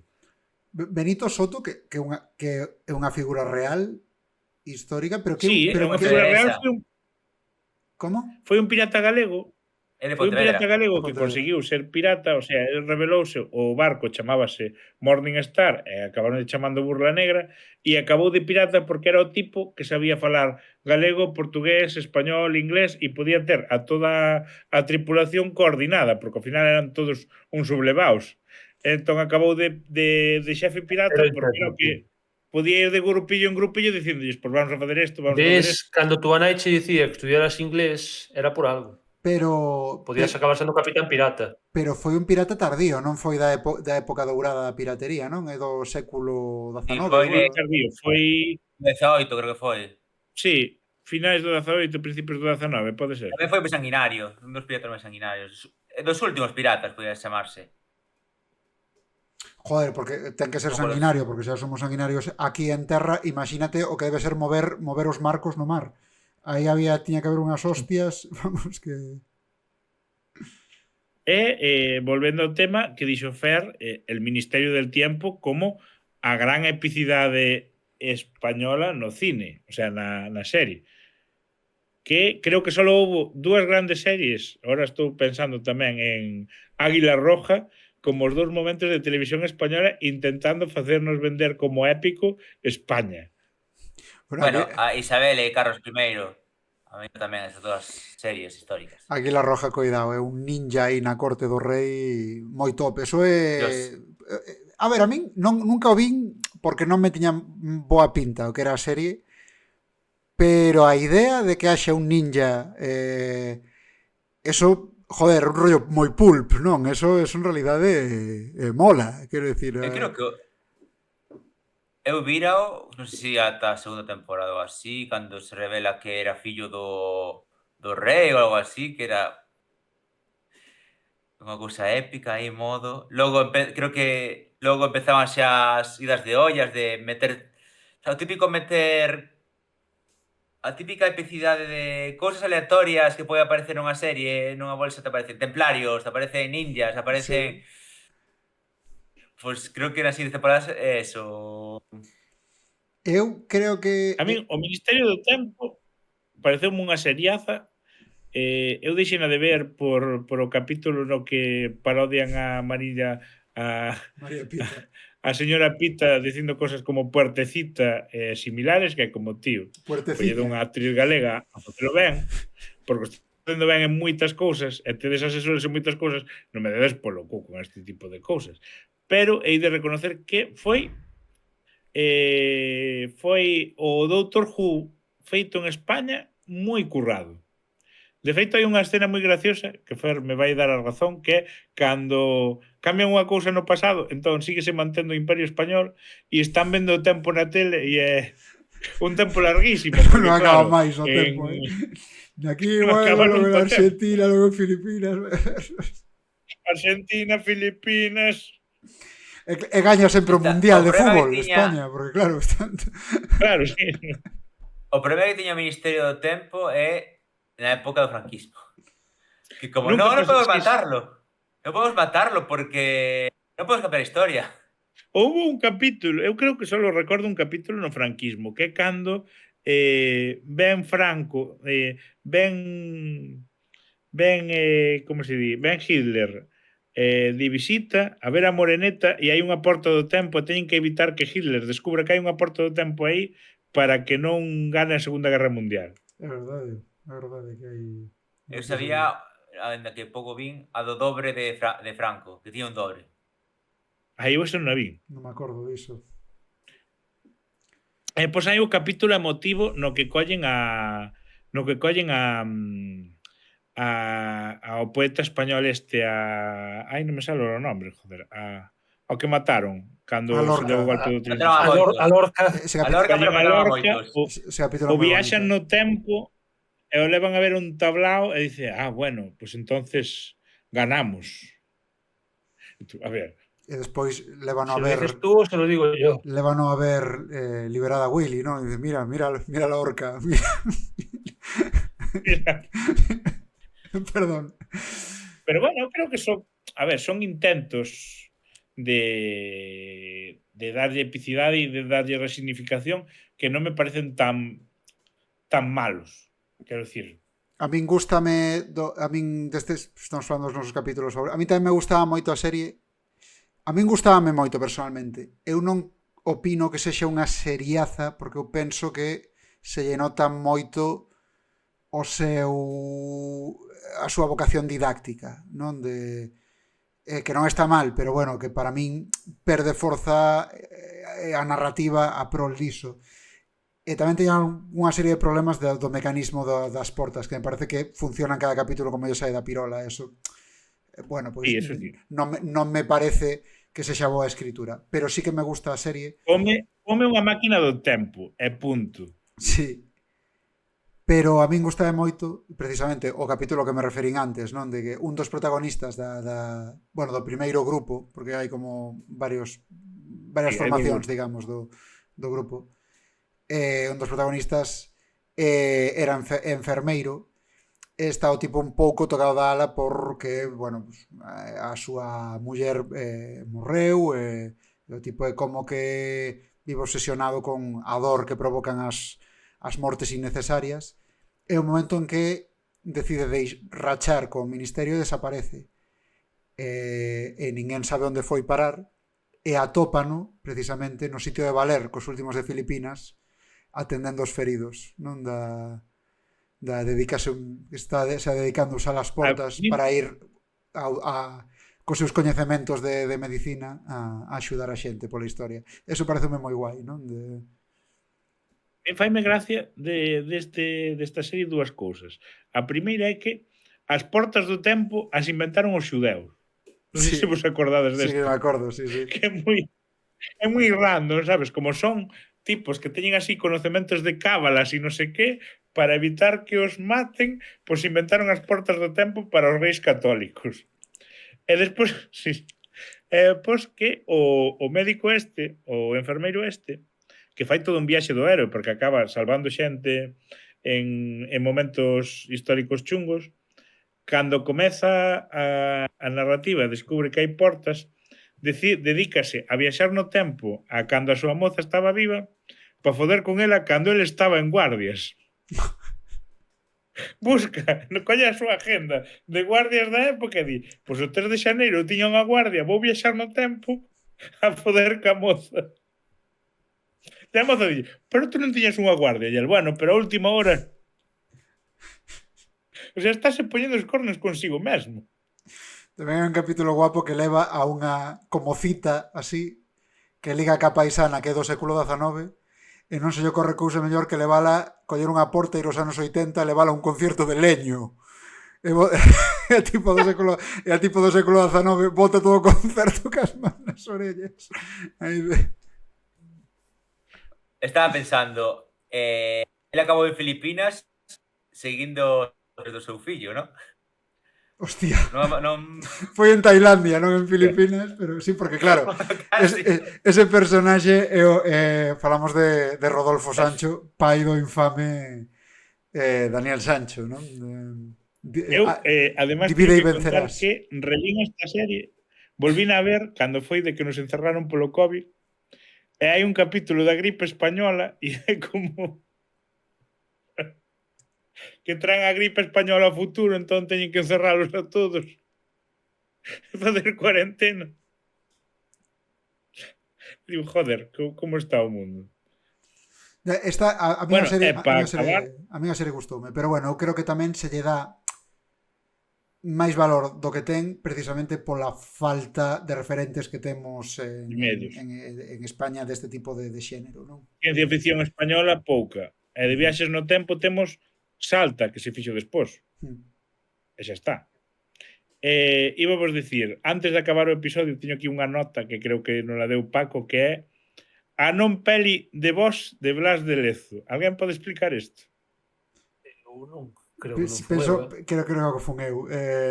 Si, eu sorprendeume cando estábamos a preparar este programa, sorprendeume non atopar ninguna película sobre Blas de Lezo. Porque Blas de Lezo é un personaxe histórico épico español que a xente, digamos, de tendencias de dereita... O primeiro español por fascículos, ademais. Sí. Ademais que votou, con poucos medios, votou aos ingleses ou aos franceses de Canarias, non? De Cartaxena de Indias. Con poucos medios e menos membros. E bueno, e polo visto Robocop del siglo de oro. E polo visto que a frase, supoño que apócrifa, de todo buen español debe de mear sempre mirando a Inglaterra, non? Incluso tiña one-liners, non? O sea, que personaxe que eu pensaba que daría pa moito. Pero bueno, aquí precisamente Adrián pois comentoume que isto de Blas de Lezo é unha cousa que se empezou a reivindicar por ese espectro político hai uns anos, que en verdade non é unha persona que gozara de tanta fama dentro da historiografía ata agora. É que dáballes vergonza recoñecer a Millán Astray como referente e buscar un outro que estuvera igual de lisiado na historia para poñelo no seu sitio. O caso é que o que sí que vin é que Vox considera que non é xusto que non haxa unha peli de Blas de Lezo, porque este gran heroe debería ter unha película, e parece que están intentando financiar unha película de momento sen erótico resultado, non? Iso me soa a típica película esta que iban a facer de romanos aquí en Galicia, con... É verdad, Luis Tosar. con Tosar. Ostras, non coñezo esa Apellido historia. romano. Como é eso? Sí, Centurión Calaico ou algo así iba a chamarse. Fai moitos anos, eu tamén me acordo. Que iban a facer, el iba a ser o 10º Xunio Bruto, creo que era, o galaico. Sí, soname algo así. Era un proxecto de película así... A película que faría Eduardo Pondal, pois é película. E creo que ao final quedou en nada. Bueno, creo non, quedou en nada porque non está feita. Pero Guau. chegou a falarse do proxecto. Pois que Como volvan... promoción a frase, a película que faría Eduardo Pondal, pareceme a maneira de vendela Está guapo, moi épica. Oiche, pero que volvan a chamar a Ana Obregón, como cando fixeron a do Apóstol, esta de... Sí. Esa do Apóstol vina por culpa de Adranciño, que o temos de convidado hoxe. Teño que dicir que Eu sigo me dicindo que teño un puxo- amigo que aparece nesa peli. que me expuxo a eso foi Adranciño. É que Acabas de cada- decir que tes cada un amigo serie- que estuvo nesa peli? Sí, isto xa dixo moitas veces. Teño un amigo que é extra nesa película. E vacilámoslo moito, de feito. Porque houve unha época na que lle preguntábamos se era unha película porno, polo cutre que era, e se el tomara algún tipo de participación así... El que xa vos dixen que sí, protagonista. joder. Eu quero dicir unha reflexión sobre facendo este programa que hai pouquísima peli, aínda que sexa mal, digamos, mala non, digamos, del lado contrario, o tanto do Imperio Español como dos enemigos do Imperio Español, algo épico sobre que hai pouquísimas pelis, que eu dicía. Porque para buscar, creo que atopei unha peli holandesa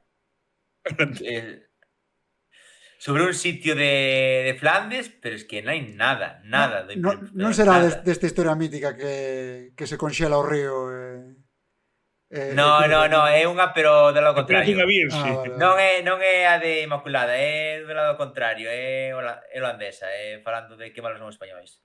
Claro. Pero nada, en ningún lado. Holanda, no seu himno, menciona a España para mal, non? Como... E tamén en Holanda, Papá Noel vende de España. Ah, sí? Ollo, eles teñen unha figura do Nadal aínda máis racista que o noso Baltasar pintado con betún.